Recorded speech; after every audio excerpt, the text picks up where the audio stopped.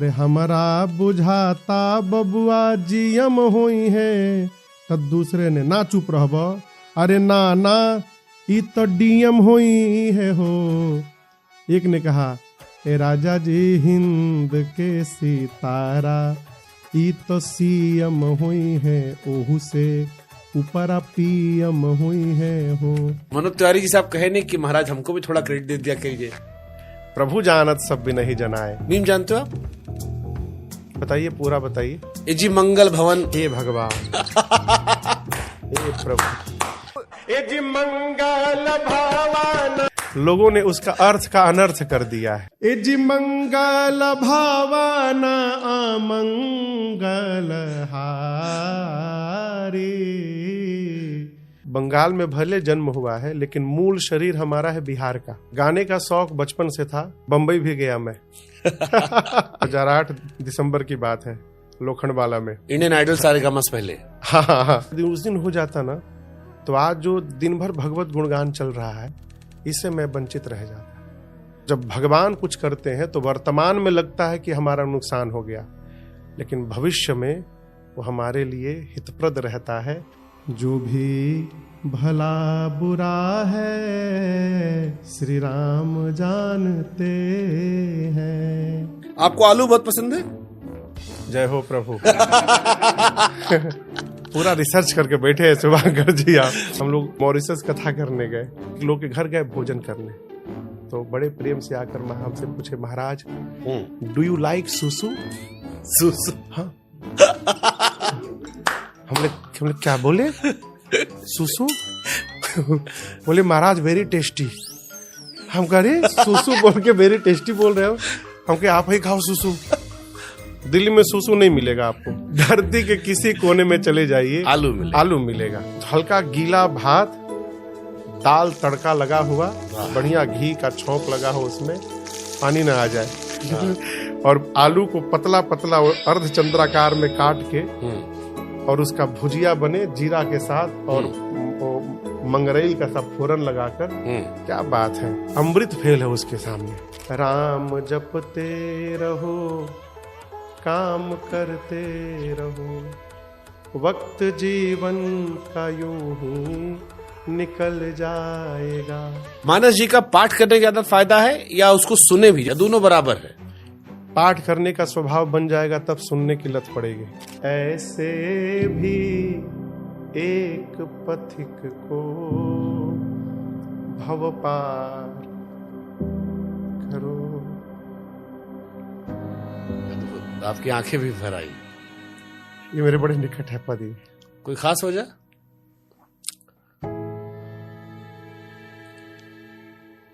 मेरे जैसे को भी ठाकुर जी सेवा में लगा है। सीताराम सीताराम सीताराम कहिए, जाहि विधि राखे राम, वाहि विधि रहिए।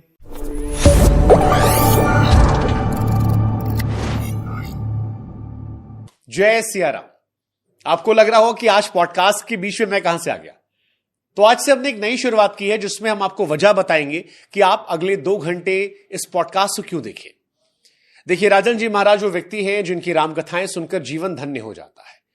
राजन जी महाराज की अवधी, भोजपुरी, मैथिली भाषा में सुंदर भजन गीत हम सब ने सुने, लेकिन इस पॉडकास्ट को भगवान श्री राम की कथा सुनने के साथ साथ जीवन में एक नई ऊर्जा का संचार करने के लिए, एक नई दिशा पाने के लिए, भक्ति को लेकर जो मन में कई सारे सवाल आते हैं, उन सवालों का जवाब लेने के लिए, और खासतौर पर युवा पीढ़ी जो है उन्हें जरूर ये पॉडकास्ट देखना चाहिए, क्योंकि ये पॉडकास्ट आपके जीवन को एक नई दिशा देगा, भगवान से आपको कनेक्ट करेगा और यह एहसास दिलाएगा कि ईश्वर जो कुछ करते हैं उसके पीछे कोई ना कोई वजह होती है। तो पॉडकास्ट देखिए, आप हमें रिव्यू कमेंट सेक्शन में जरूर दीजिएगा, और प्लीज जाते जाते सब्सक्राइब भी कीजिएगा ताकि हमें थोड़ी सी और ऊर्जा मिल सके, ताकि राजन जी महाराज जैसे और तमाम दिग्गज लोगों को हम आपके समक्ष ला सके। उम्मीद करते हैं इस पॉडकास्ट का अनुभव शानदार रहेगा। कैसे बन गए राजन तिवारी, राजन जी महाराज? कहानी तो ऐसा है शुभांकर जी की, मैंने कभी सपने में भी ये नहीं सोचा कि मैं राम जी की कथा गाऊंगा, भूल कर भी नहीं, दूर दूर तक नहीं। मैं विज्ञान का छात्र रहा और कलकत्ता में कॉलेज है स्कॉटिश चर्च कॉलेज, जहाँ से स्वामी विवेकानंद जी, नेताजी सुभाष चंद्र बोस जी सब पढ़े। तो मैं ग्रेजुएशन उस कॉलेज से किया और उसके बाद से मैं अपनी फैक्ट्री चलाने लगा। लोहे की एक फैक्ट्री है, मैन्युफैक्चरिंग यूनिट। उसमें मैं जब था तो हम लोग रेलवे का ब्रेक शू बनाते थे भारतीय रेलवे के लिए। गाने का शौक बचपन से था और इसी शौक में बम्बई भी गया मैं। मैं नाम नहीं लूंगा, एक गाने का कंपटीशन था वहां पर, तो पूरे भारत से लगभग 150 बच्चे सिलेक्ट हुए। उसमें मैं भी था, मेरे छोटे भाई विनय भी थे। रियलिटी शो में? हाँ, रियलिटी शो में दोनों लोग गए बम्बई। और मुझे अभी भी याद है वो डेट था 26 दिसंबर का, जिस दिन बॉम्बे में ऑडिशन था। साल कौन सा था? साल था 2008। अरे बहुत पुरानी कहानी नहीं 2008 दिसंबर की बात है, लोखंडवाला में। तो वहां 150 बच्चों में से पहले 36 बच्चे चुने गए, तो उसमें भी मैं आ गया। फिर सेकेंड राउंड हुआ, 36 में से 12 बच्चों को चुनना था। ऑडिशन चला रात को 11:30 बजे तक। तो मैं जैसा गाया था कि मुझे उम्मीद था कि हो जाएगा। रिजल्ट अनाउंस करने के ठीक 5 मिनट पहले केवल मुझे बुलाया गया। मैं जब भीतर गया तो सारे इंस्ट्रूमेंट प्लेयर हट गए थे। तो जो सामने बैठे थे महानुभाव लोग, उन्होंने कहा कि कुछ और गा के सुनाइए। तो हमने इंस्ट्रूमेंट तो है नहीं, ऐसे ही गा दीजिए। तो हम जैसे प्रारंभ किए, बोले ठीक है जाइए। तो समझ में कुछ आया नहीं, बाहर निकला और 5 मिनट बाद रिजल्ट आया कि मुझे भी निकाल दिया गया। तो अंधेरी रेलवे स्टेशन पर रात को बैठ के बहुत रोया था उस दिन कि अब कलकत्ता क्या बोलूंगा, घर में इतना दूर आए थे। खैर हर इच्छा बात गई। लेकिन आज मैं सोचता हूं कि रघुनाथ जी की इतनी कृपा कि अच्छा हुआ उस दिन नहीं हुआ, क्योंकि यदि उस दिन हो जाता ना तो आज जो दिन भर भगवत गुणगान चल रहा है इससे मैं वंचित रह जाता। तो हमारे महाराज श्री, जो आपने प्रारंभ की जिस वाक्य से, हमारे पूज्य महाराज श्री कहते हैं हमसे कि बाबू, तुम्हारे सोचने के अनुकूल यदि व्यवहार हो गया तो मिठाई बांटो। सभी बांटते हैं। सोचने के विपरीत यदि व्यवहार हो गया, बात थोड़ी अटपटी है, मिठाई तो बांटो, लेकिन अब की बार बाजा बजवा के मिठाई बांटो। तो हमने बात अटपटी है तो मैंने पूछा कि सरकार ऐसा क्यों कह रहे हैं? तो उन्होंने कहा बेटा, जब तुम्हारा सोचा हुआ नहीं हुआ तो किसी का तो सोचा हुआ हुआ, वो भगवान का सोचा हुआ हुआ। और जब भगवान कुछ करते हैं तो वर्तमान में लगता है कि हमारा नुकसान हो गया, लेकिन भविष्य में वो हमारे लिए हितप्रद रहता है। और वो अक्षरशः मेरे जीवन में घटित हुआ। मतलब भगवान जिसने हमको बनाया है वो बेहतर जानता है कि हमारे लिए क्या अच्छा है। वही जानते हैं। एक मेरा भजन है, जो भी भला बुरा है श्री राम जानते हैं, बंदे के दिल में क्या है मेरे राम जानते हैं। एक शब्द है किस्मत, आप भी परिचित हैं, सभी लोग परिचित हैं। Luck, destiny. किस्मत के नाम को तो सब जानते हैं, लेकिन किस्मत में क्या लिखा है मेरे राम जानते हैं। तो भगवान ही एक है जो सब जानते हैं। हम नहीं जानते हैं कि वो सब जानते हैं, इसलिए हम अपना दिमाग लगाते रहते हैं। बहुत सुंदर कहानी है, लेकिन इसमें हमको एक सवाल आ गया, क्योंकि बहुत सारे लड़के लोग हम लोग आपको सुनेंगे और मैं कई बार कहता हूं कि जीवन में सफल व्यक्ति से ज्यादा असफल लोगों से मिलो। असफलता कितना जरूरी जीवन में है, क्योंकि आप कह रहे हो कि आप रोए थे रात भर और रात लगा हुआ कि जीवन में क्या हो रहा है। हमको भी याद है बीटेक में हमें नौकरी नहीं मिली थी। हम सोचे थे पापा को अगर नौकरी मिल जाती सर्टिफिकेट दिखा देते, जी। लेकिन मिल गई होती तो आज यहां नहीं बैठे होते। देखिए, मेरा अपना व्यक्तिगत मानना है, सफलता बिना असफलता के नहीं प्राप्त होनी चाहिए, क्योंकि असफलता से सफलता के मूल्य का पता चलता है। जबरदस्त। अब जैसे मैंने पढ़ा है कहीं पर, ये बल्ब किसने इन्वेंट किया? एडिसन ने। मैंने ऐसा सुना है कि शायद 1000 बार, 100 की 1000 बार उन्होंने प्रयास किया, उसके बाद वो सफल हुए। तो किसी ने कहा कि तुम क्या प्रसन्न हो रहे हो जी, तुम तो इतनी बार फेल हुए हो। बोले मैं फेल नहीं हुआ हूं, मैं इतने तरीके बता सकता हूं जिससे बल्ब नहीं बनाया जा सकता। तो असफलता जीवन में आना अति आवश्यक है, क्योंकि असफल होने के बाद जब सफलता मिलती है तो उसके मूल्य का पता चलता है। हमारे महाराष्ट्री, मैंने जो कुछ भी पाया महाराष्ट्री के कारण पाया। मेरे महाराष्ट्री का मतलब समझ रहे हैं ना? प्रातः स्मरणीय पूज्य श्री प्रेमभूषण जी महाराज, उनके एक एक वचन, उनके एक एक वाक्य ने मेरे जीवन में इतना बड़ा प्रभाव किया है जिसकी कोई कल्पना नहीं कर सकता। वो बार बार कहते हैं कि बेटा आराम से कुछ नहीं मिलना चाहिए कभी भी। अब आप बताइए, राम जी साक्षात भगवान है, राम जी को बन जाने की क्या आवश्यकता थी? जो राम जी चित्रकूट में बैठकर कुशा की चटाई में से सीख निकाले हैं और उस सीख को ब्रह्मास्त्र बना के छोड़ दिए, वो सीख जयंत को 3 लोक 14 भुवन दौड़ाता रहा। वो राम जी अयोध्या में बैठ के बाण चलाते तो लंका में रावण को न लगता क्या? भगवान का बाण तो अमोघ बाण है। अभी आज ही कथा में बात आई कि आजकल ऐसे ऐसे मिसाइल्स आए हैं कि उसमें नेविगेशन इनबिल्ड है, आप लोकेशन केवल सेट करिए, एग्जैक्ट लोकेशन पर वो हिट कर देता है जाकर, ठीक, इधर उधर नहीं जाएगा। भगवान राम का बाण का नाम था अमोघ बाण, और उस बाण की विशेषता थी कि भगवान जब छोड़ते थे तो वो सीधे लक्ष्य का भेदन करता था, और केवल भेदन ही नहीं करता था, भेदन करने के बाद वापस राम जी के तर्कस में आ जाता था।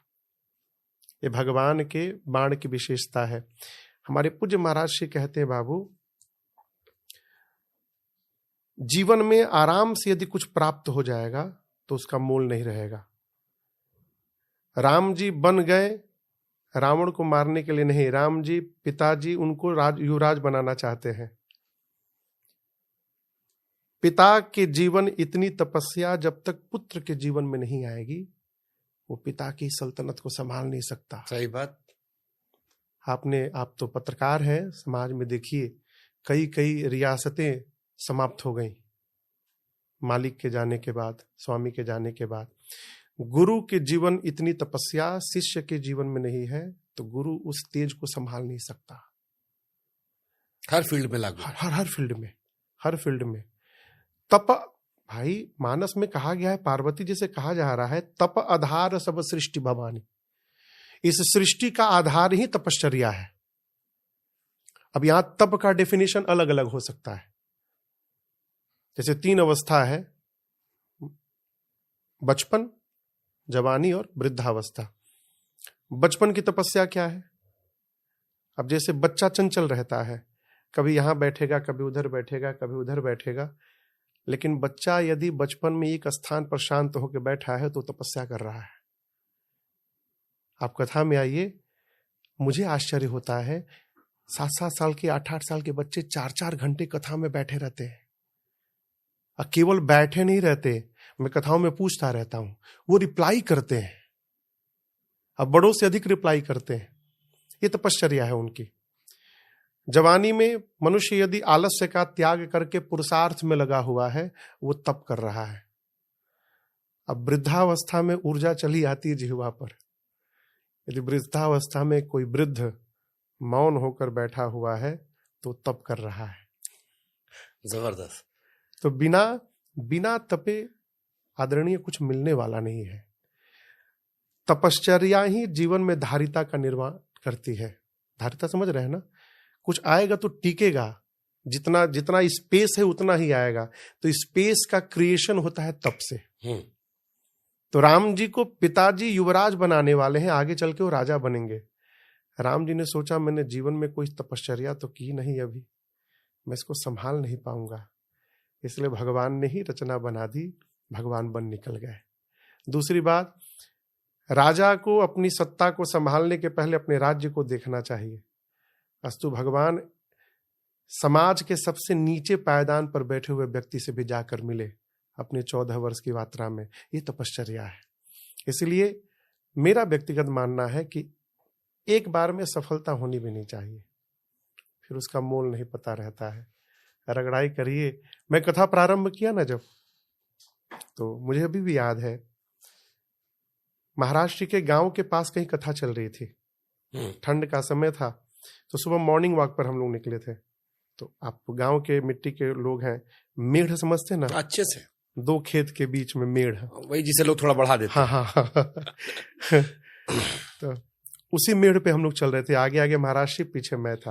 अब ये था कि मुझे कथा प्रारंभ करनी है। हम बहुत जल्दी आगे पहुंच गए। हमको लग रहा है कि बंबई का राजन तिवारी, राजन जी महाराज की बीच की कथा क्या रही? नहीं, मैं अब तपस्या पे बता रहा हूँ। नहीं, महाराज जी से मुलाकात के पहले हमको भी जानना है। अच्छा कि आप बंबई में फेल हो गए। इसको पूरा करके बताता हूँ हाँ। इसको। तो हम लोग चल रहे थे उस पर, अब मुझे कथा प्रारंभ करनी थी। तो महाराज ने कहा हमसे कि राजन, तुम्हारे पास 2 मार्ग हैं। पहला तो मार्ग ये है कि आप अपना खर्च बताइए कि आपका क्या महीने का खर्च है, हम आपको देते हैं, आप मेरे पास रहिए, निश्चिंत रहिए, कोई टेंशन नहीं है जीवन में, जहां भेजेंगे वहां जाके कथा करिएगा, चुपचाप मेरे पास आ जाइएगा। एक ये मार्ग है। दूसरा मार्ग है कि आप यहां से निकलिए छोड़ के हमको, अपनी यात्रा करिए, कैसे करेंगे आप जानेंगे, लेकिन एक शर्त है, मेरे किसी भी परिचित के पास आप न जाएंगे, न उनसे फोन पे वार्ता करेंगे। अपनी यात्रा करिए, अपनी दुनिया बनाइए। क्या करेंगे? मैं तो निरुत्तर था। तो मैंने एक वाक्य कहा कि सरकार, आपके कहने से मैं इस क्षेत्र में आया, मेरे लिए जो उचित मार्ग हो आप बताइए, मैं उस पर चलूंगा। महाराज बोले करेंगे, हमने अवश्य करूंगा। तो बोले निकलो यहां से छोड़ के। तो हम लोग यात्रा प्रारंभ किए 2011 से, कथा करते करते करते करते अभी 2025 में दिल्ली में कथा गा रहे हैं। जबरदस्त। अब हम लौटते फिर से पीछे जी। बंबई में एक लड़का रोता है जी, उसका सिलेक्शन नहीं होता है जी, कोलकाता में उसका जन्म होता है। अब जब मैं सुनता हूं तो अवधी बड़ी खूबसूरत बोलता है। जी, हमारे मन में प्रश्न आता है कि बंगाली आदमी इतना सुंदर अवधी कैसे बोल रहा है? जी, एक दूसरा प्रश्न, ये यात्रा कैसे हो गई? क्योंकि आप फिल्मी गाने गा रहे होंगे बंबई जी, जाके। जी, जी, जी, जी, प्रभु के भजन को पढ़ना, सीखना, समझना आपकी जिज्ञासा गाने तक थी, जितना हमने अब तक जाना। जी, जी। आपकी जिज्ञासा ईश्वर में नहीं थी। मानस को आपने कैसे पढ़ा, कैसे कंठस्थ किया, ईश्वर को कैसे समझा, और आज जो स्वरूप हम देख रहे हैं, इसके पीछे तपस्या क्या थी? मैं आपको बचपन से लेके चलता हूं। मेरे घर का जो माहौल है, परिवेश, वो जन्म के पहले से आध्यात्मिक है। इसके पीछे कारण मेरे पूज्य बाबूजी थे। तो पिताजी नहीं रहे 2019 में। पिताजी हमारे कलकत्ता में एक फैक्ट्री में नौकरी करते थे और उसके साथ साथ अपना एक व्यापार भी करते थे। और इस नौकरी के काम को करते हुए, जहां से माँ गंगा प्राकट्य हुई हैं, गोमुख, गंगोत्री के ऊपर, शिव भक्त थे वो। गोमुख जाकर कांवड़ में जल लेकर अब पैदल चलकर 12 ज्योतिर्लिंग पर जलाभिषेक किए, अकेले पैदल पैदल। मैं जब 1 वर्ष का था तो बाबूजी हमारे गोमुख से रामेश्वरम गए थे पैदल। माँ मुझे गोद में लेकर गई थी। उसके बाद 1983 के बाद मैं 2023 में गया था राम कथा गाने के लिए, 40 साल बाद। और जब मैं बैठा व्यासपीठ तो मेरे नेत्र सजल हो गए थे स्मरण करके। मैंने कहा कि मैं 40 साल बाद यहाँ आया हूँ। मैं 1 वर्ष का था तो मुझे माँ गोद में लेके आई थी, पिताजी गंगाजल लेकर आए थे भगवान का अभिषेक करने के लिए। 40 साल बाद मैं राम कथा गंगा को लेकर आया हूँ बाबा को अभिषेक करने के लिए। तो पिताजी के कारण वो घर का माहौल आध्यात्मिक था। प्रत्येक वर्ष में लगभग 12 से 15 बार पिताजी अखंड श्री रामचरितमानस का पाठ करवाते थे। 2 बार घर पे होता था, 1 बार गांव में होता था, फिर तारकेश्वर में, श्री बैद्यनाथ धाम में, गोरखपुर में, पटना हनुमान मंदिर में, ऐसे करके। तो मानस जी का पठन पाठन तो बचपन से ही चलता रहा। वो एक कहे तो रक्त में समा गया था पढ़ना। हाँ, ये अवश्य मैं स्वीकार करूंगा, उस समय केवल पढ़ते थे अक्षर, क्या पढ़ रहे हैं इसका बोध नहीं था। जैसे अक्षर पढ़ रहे हैं ना, कितना सुंदर धुन में गा ले रहे हैं, आनंद आ रहा है, लोग झूम रहे हैं, इस पर ध्यान रहता था। लेकिन क्या गा रहे हैं ये समझ नहीं पाए कभी। आपने एक प्रश्न किया कि बंगाल में जन्म लेने वाला बच्चा अवधी कैसे गा रहा है। तो बंगाल में भले जन्म हुआ है लेकिन मूल शरीर हमारा है बिहार का। बिहार में एक जिला है सिवान, यूपी बिहार का एकदम बॉर्डर है, वहां एक स्टेशन है मैरवा। मैरवा के पास गांव है हमारा। तो कलकत्ता में रहने के बाद भी हम लोग घर में जो आपस में वार्ता करते हैं वो आज भी भोजपुरी में करते हैं। हम तीनों भाई माँ के साथ, बाबूजी जब तक थे, दीदी लोग के साथ हम लोग आपस में भोजपुरी में बात करते हैं। तो जिसके कारण बंगाली भाषा का प्रभाव नहीं पड़ा। बंगाली भी बोलते हैं, सारी भाषाएं उधर की बोलते हैं, लेकिन उसको हावी नहीं होने दी अपने ऊपर। तो जिसके कारण वो अपनी मिट्टी से लगाव रहा। और सबसे बड़ी बात बताएं, आपके इस पॉडकास्ट के माध्यम से मैं जितने लोग सुन रहे हैं उनसे एक प्रार्थना करना चाहता हूं, आप दुनिया की हर भाषा बोलिए, अच्छी बात है, लेकिन जिस भाषा में आपका जन्म हुआ है उसका सबसे अधिक सम्मान करिए। क्यों? इसके पीछे कारण क्या है? अब जैसे आप अयोध्या के पास के हैं, मैं भी मूल रूप से बिहार का हूं, कोई बंगाली होगा। आदमी जब रोता है ना शुभांकर जी, तो रोते समय वो अपनी मातृभाषा में रोता है। बंगाली दुनिया के किसी कोने में रहे, वो रोएगा ना तो मागो मागो ही बोलेगा। हम लोग कभी रोएंगे ना तो मायरे कहेंगे। है? तो जो विपत्ति में जो आपके साथ खड़ा है वो आपकी अपनी भाषा है। तो अपनी भाषा का आदर सम्मान आप दुनिया के किसी कोने में रहिए, आपको करना चाहिए। तो उसीलिए हम लोग घर में भी, आज भी हम लोग भोजपुरी में बात करते हैं। तो जिसके कारण वो अवधी भाषा पर पकड़ आप देख रहे हैं, वही उसके पीछे कारण है। जबरदस्त। तो वहां से आपको प्रेम भूषण जी महाराज कैसे मिले फिर? पूज्य महाराज श्री के मिलने के पीछे कारण है विनय, मेरे छोटे भाई। 2001 में मिले थे वो? 2003 में। 3 में इंडियन आइडल सारेगामा से पहले। हाँ, वो विनय छोटे भाई है मेरे। हाँ, तो वो सामने बैठे जी। हाँ, तो ये बहुत अच्छा गाते हैं, हमसे भी अच्छा गाते हैं विनय। कथा में हारमोनियम बजाते हैं ये। तो इनका एक लोकगीत का कैसेट रिलीज हुआ था वेब म्यूजिक से, रतिया पहाड़ लागे। और ये जो टाइटल सॉन्ग है, इसमें गरीबी का बड़ा अद्भुत चित्रण हुआ है। लेखक है पूज्य चाचा जी पंडित तारकेश्वर मिश्र राही, बलिया के पास के हैं। वो पूज्य महाराज श्री के बड़े अच्छे संपर्क में है। तो वो गीत कहीं से कैसेट महाराज श्री को मिल गया। महाराज श्री सुने तो हमको बताया, बेटा हम उसको कम से कम 500 बार सुना उस गीत को। तो वो चाचा का नाम देखे तो उनको फोन किए कि ये विनय तिवारी कौन है। तो बताया कि कलकत्ता के एक तिवारी जी उनके पुत्र हैं।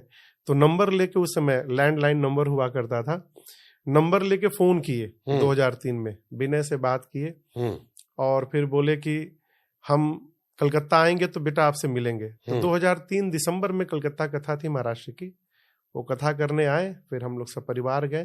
पहली मुलाकात पूज्य महाराज श्री से वहीं पर हुई हम लोग की। उसके बाद तो फिर मिलना जुलना लगा रहा। फिर प्रभाव ऐसा। अच्छा, एक सवाल हमारे मन में और आता है। वाल्मीकि रामायण, मैंने कई बार सुना भी आपको कि वाल्मीकि रामायण लोगों को कंठस्थ नहीं हुई थी। मानस जी जो है उसका प्रचार प्रसार अलग रहा, क्योंकि आसान थी, लोग समझ गए, जन गया। दोनों एक के है, अलग अलग है? कल्प भेद के कारण कहानियां अलग है। श्रीमद् वाल्मीकि रामायण संस्कृत देव भाषा में है और श्री रामचरितमानस जी अवधी भाषा में है, ग्राम्य भाषा में। ऐसा मैंने सुना है महापुरुषों के मुख से कि पूज्यपाद गोस्वामी तुलसीदास जी भी प्रारंभ में संस्कृत में ही लिखना प्रारंभ किए, 6-7 दिन शायद। हाँ, वो लिखते गए, वो मिटता गया। तो स्वयं साक्षात भगवान विश्वनाथ की आज्ञा हुई कि आप इसको गांव की भाषा में लिखिए। तो जिसके कारण अब इसका सबसे बड़ा इम्पैक्ट मैं आपको बताऊं, यहां हम लोग इतने लोग बैठे हैं, यदि आपसे पूछें कि वाल्मीकि रामायण का एक श्लोक सुनाइए, नहीं पता होगा। नहीं पता होगा। किसी पुराण का श्लोक सुनाइए, नहीं पता होगा, लेकिन मैं दावे के साथ कह सकता हूं ऐसा कोई सनातनी धरती पर नहीं होगा जिसको मानस की कम से कम एक चौपाई न याद हो। भले कभी मानस खोला भी नहीं होगा, लेकिन गाएगा मंगल भवन मंगलहारी द्रवौ सो दशरथ अजीर बिहारी। तो ये प्रभाव है मानस जी का। हम बहुत अच्छा बोलते हैं, अच्छी बात है, लेकिन हम जो बोलते हैं वो कितने लोगों तक पहुंचता है, ये बहुत बड़ा विषय है।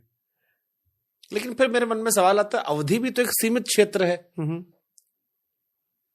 अवधि भी, अवध की भाषा जैसे हमारी भाषा है, हम ही लोग संकोच करते थे। हम झूठ क्यों कहें, जब हम दिल्ली रहते थे तो हम अवधि बोलने में संकोच करते थे। वो तो बाद में हमारे हित मित्र मिले कई सारे जो अवध के लोग थे, बाहर निकले। मेरे एक मित्र है विशाल मिश्रा, बड़ा अच्छा गाते हैं, उन्नाव के रहने वाले हैं। तो उन्होंने पॉडकास्ट किया, हमने अवधि में बात की, फिर उससे हमने देखा लोगों को बड़ा पसंद आया। फिर तो हमने अवधि को बढ़ावा भी देना शुरू किया, और असर ये गया कि हमने श्रद्धा कपूर से लेकर वरुण धवन तक से अवधि बुलवा दी। जी, बड़ी अच्छी बात। लेकिन इतना प्रचार प्रसार मानस जी का, अवधि भाषा सब कहीं समझ गए सहजता के कारण। गोस्वामी जी ने अवधि को बड़ा सहज करके लिखा है। अब जैसे एक ऋषि हैं, उनका नाम है याज्ञवल्क्य। शुद्ध यदि वर्तनी लिखने जाए हम तो य में आ की मात्रा, ज्ञ, व, आधा ल, आधा क, य, इतना टेढ़ा नाम है। अब गोस्वामी जी देखिए तो बड़ा टेढ़ा नाम है, जो कम पढ़ा लिखा वो बोलिए नहीं पाएगा। तो गोस्वामी जी ने उसको सहज कर दिया, याज्ञवल्क्य जी को जाग बलिक लिख दिया। अब इसको तो कोई पढ़ लेगा। और मैं आपसे एक बात कहूं, देव भाषा और अवधि भाषा, देव भाषा सब नहीं पढ़ पाएंगे संस्कृत, लेकिन जो अवधि भाषा है उस चौपाई को जो हिंदी जानते हो पढ़ लेंगे। और मानस जी की ऐसी महिमा है कि जब आप मानस जी को पढ़ना प्रारंभ करेंगे ना, तो पढ़ते पढ़ते की स्थिति ऐसी आती है कि उसके अर्थ अपने आप निकलने प्रारंभ हो जाते हैं। वो अपने आप मानस जी की ग्रंथियां खुलती जाती हैं और अर्थ प्रकट होते जाते हैं, जिसके कारण जनमानस में इसकी व्याप्ति हो गई। अब इसमें भी कई सवाल हमारे मन में आता है। एक सवाल तो यह आता है कि जिस दौर में लिखी गई होगी, क्योंकि किसी भी चीज को जब नए दौर में आप डालते हैं तो उस पर सवाल संदेह बड़ा खड़ा होता है। तो इसकी एक्सेप्टेंस आसानी से हो गई थी, या शुरुआत में कहा गया कि नहीं, ये सम्मानित नहीं है, ये मूर्खतापूर्ण है, ऐसा कुछ? आज से ठीक 450 साल पहले लिखी गई, संबत 1631 में। स्वामी जी कहते हैं संबत 1631, आज संबत 2081 है, तो ठीक 450 साल पहले लिखी गई। जब गोस्वामी, ऐसा मैंने सुना है महापुरुषों के मुख से, जब गोस्वामी जी ने लिखा तो समकालीन जो विद्वान थे उसको स्वीकार नहीं किए मानस जी को, क्योंकि ग्राम्य भाषा में थी मानस जी। उस समय सारे ग्रंथ हमारे संस्कृत देव भाषा में थे। तो गोस्वामी जी ने कहा कि मैंने लिखा नहीं, मुझसे लिखवाया गया है, बाबा ने लिखवाया है। तो फिर निर्णय हुआ कि ठीक है, बाबा ही निर्णय देंगे। तो श्री विश्वनाथ जी में मानस जी की प्रति को रखा गया, सब उसके ऊपर सभी धर्म ग्रंथ, पुराण, वेद, शास्त्र सबको रखा गया और पट बंद कर दिया गया। रात भर बाबा बाहर बैठ करके गोस्वामी जी एक ही बात कहते रह गए, हे बाबा। इस पर एक मैं पंक्ति भी गुनगुनाता हूँ कभी कभी। बाबा अब राखो लाज हमारी, यही गोस्वामी जी रात भर गाए। और भैया आपको बताएं, सुबह जब पट खोला गया तो सभी ग्रंथों के ऊपर श्री रामचरितमानस जी थे। जय श्री। और केवल थे नहीं, मानस जी की उस प्रति पर भगवान श्री विश्वनाथ जी का हस्ताक्षर था, और ये शब्द वहीं प्रकट हुआ, सत्यम शिवम सुंदरम सुंदरम।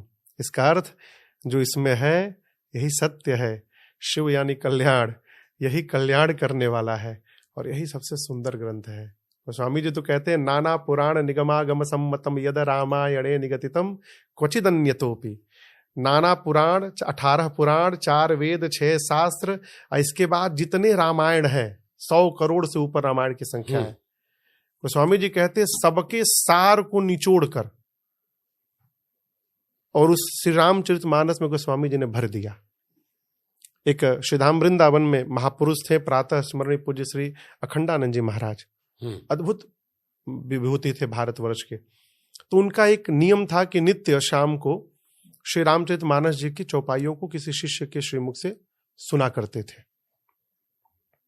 एक दिन किसी परिकर ने पूछा कि गुरुदेव, आप तो परम वेदांती हैं, आप रामचरितमानस को ही क्यों सुनते हैं नित्य? कभी पुराण सुनिए, कभी गीता सुनिए, कभी वाल्मीकि सुनिए। तो बोले, तुम पहले इधर आओ, तुम प्रश्न कर लिया, मैं तुमसे प्रश्न कर रहा हूं। एक प्लेट में आम, एक में सेव, एक में अंगूर, और चौथे में प्लेट नहीं है, जग है, और उसमें आम, सेव, अंगूर का रस भरा हुआ है, और चारों में से कोई एक उठाना है, क्या उठाओगे? तो उसने कहा, मैं तो जग उठाऊंगा, तीनों का आनंद मिलेगा।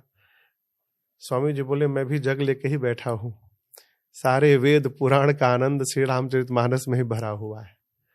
ये मानस जी की महिमा है। अद्भुत सुंदर। लेकिन फिर एक सवाल हमारे मन में आता है, मुगल काल चल रहा था जिस दौर में लिखा गया, अब एक सवाल इसको लेकर यह भी आता है कि मुगल काल में क्या इतनी आजादी थी, किस तरह से लिखा गया, प्रसारित हुआ, कोई विरोध? शायद औरंगजेब का शासनकाल था उस वक्त, या उसके आसपास के शासनकाल में ही? अकबर का शासनकाल था।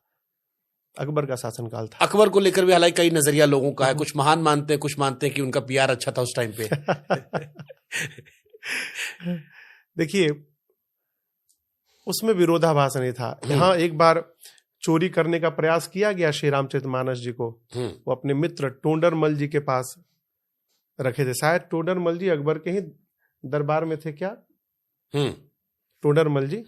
तो जब चोरी करने पहुंचे तो बाहर दो पहरेदार मिले धनुष बाण लेकर के, वो स्वयं रघुनाथ जी और लक्ष्मण भैया थे।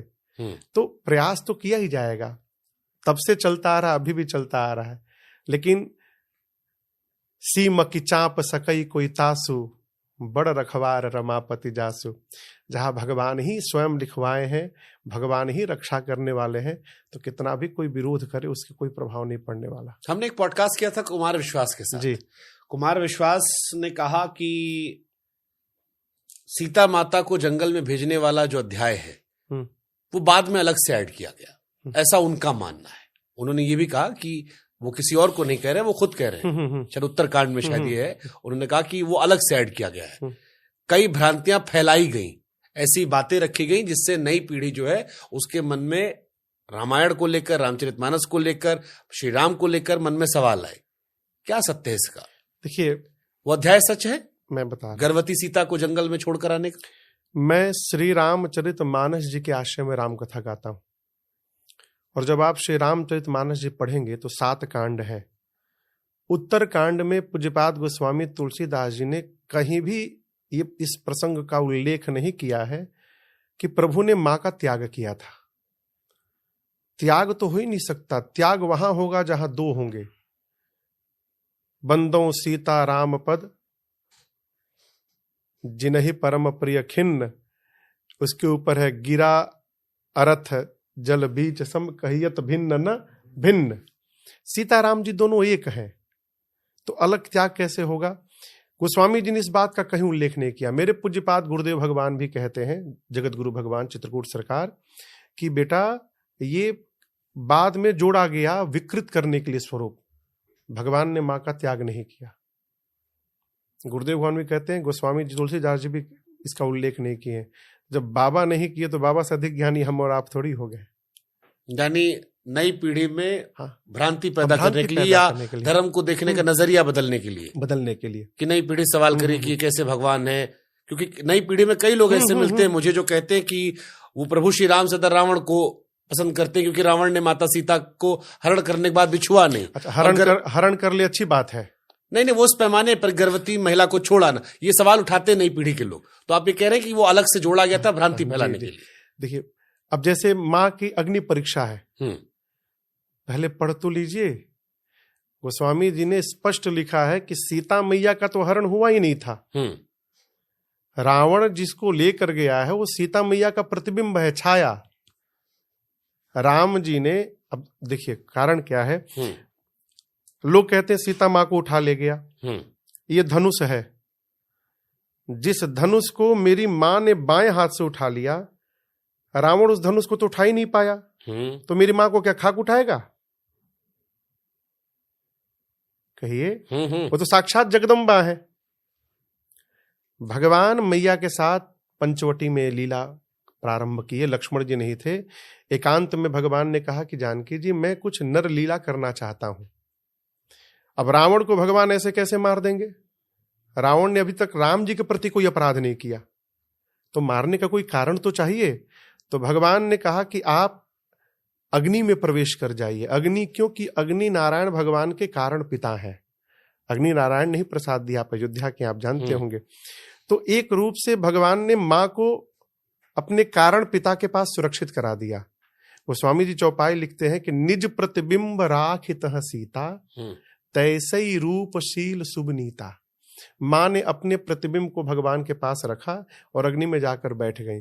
इस रहस्य को राम जी और मां को छोड़कर लक्ष्मण जी भी नहीं जानते कि ये नकली भाभी हैं। अब जब रावण वध के बाद सीता मैया बाग से आई हैं, तो वहां गोस्वामी जी फिर लिखते हैं कि सीता प्रथम अनल महु राखी, प्रगट कीन छह अंतर साखी। भगवान जिन सीता जी को अग्नि में रखे थे, उनको वापस निकालना है अग्नि से, तो झूठी रचना बनाई अग्नि परीक्षण की। प्रतिबिंब की सीता जी जाके जल गई और असली मैया अग्नि से बाहर चली आई। अब जो नहीं इतना डीपली जानता है अथवा जो नहीं पढ़ा है, वो भगवान पर लांछन उठाता है कि भगवान ने मां की अग्नि परीक्षा ली। तो ऐसी कई भ्रांतियां हैं समाज में। दूसरी बात जो मैं निवेदन करूं, जब बड़े की कोई बात, अब बड़े का कोई कार्य अपने समझ में न आवे, तो वहां बड़े पर क्वेश्चन मार्क नहीं लगाना चाहिए। वहां ये स्वीकार करना चाहिए कि अभी हम ये बात और ये व्यवहार समझने लायक नहीं हुए हैं। होता क्या है, हम बड़े पर ही, श्रेष्ठ पर ही क्वेश्चन मार्क लगा देते कि नहीं, बाबूजी को ऐसा नहीं बोलना चाहिए। अब हम सिखाएं बाबूजी को कैसा बोलना चाहिए?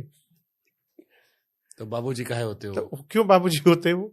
हमारे मीडियम कहते हैं बॉस इज ऑलवेज राइट।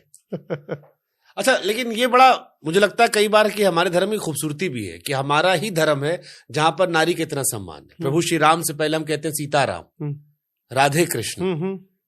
वो इसीलिए मेरे मन में सवाल आता है कि जिस धर्म में राम जी से पहले सीता जी का नाम लिया आता हो, जिस धर्म में कृष्ण जी से पहले राधा जी का जिक्र किया आता हो, वहां पर बदनाम करने वालों ने कृष्ण जी और राम जी दोनों पर कई लांछन लगा दिए। तो ये हर तरह के लोग हैं समाज में, तभी समाज का बैलेंस बना हुआ है।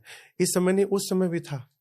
वो शिशुपाल भगवान कृष्ण को कितना अपशब्द कहा, वो तो कृष्ण जी के सामने ही बोल रहा है। भगवान ने 100 अपराध को क्षमा किया, फिर उसका सर उतारा। तो ये सब जगह लोग हैं।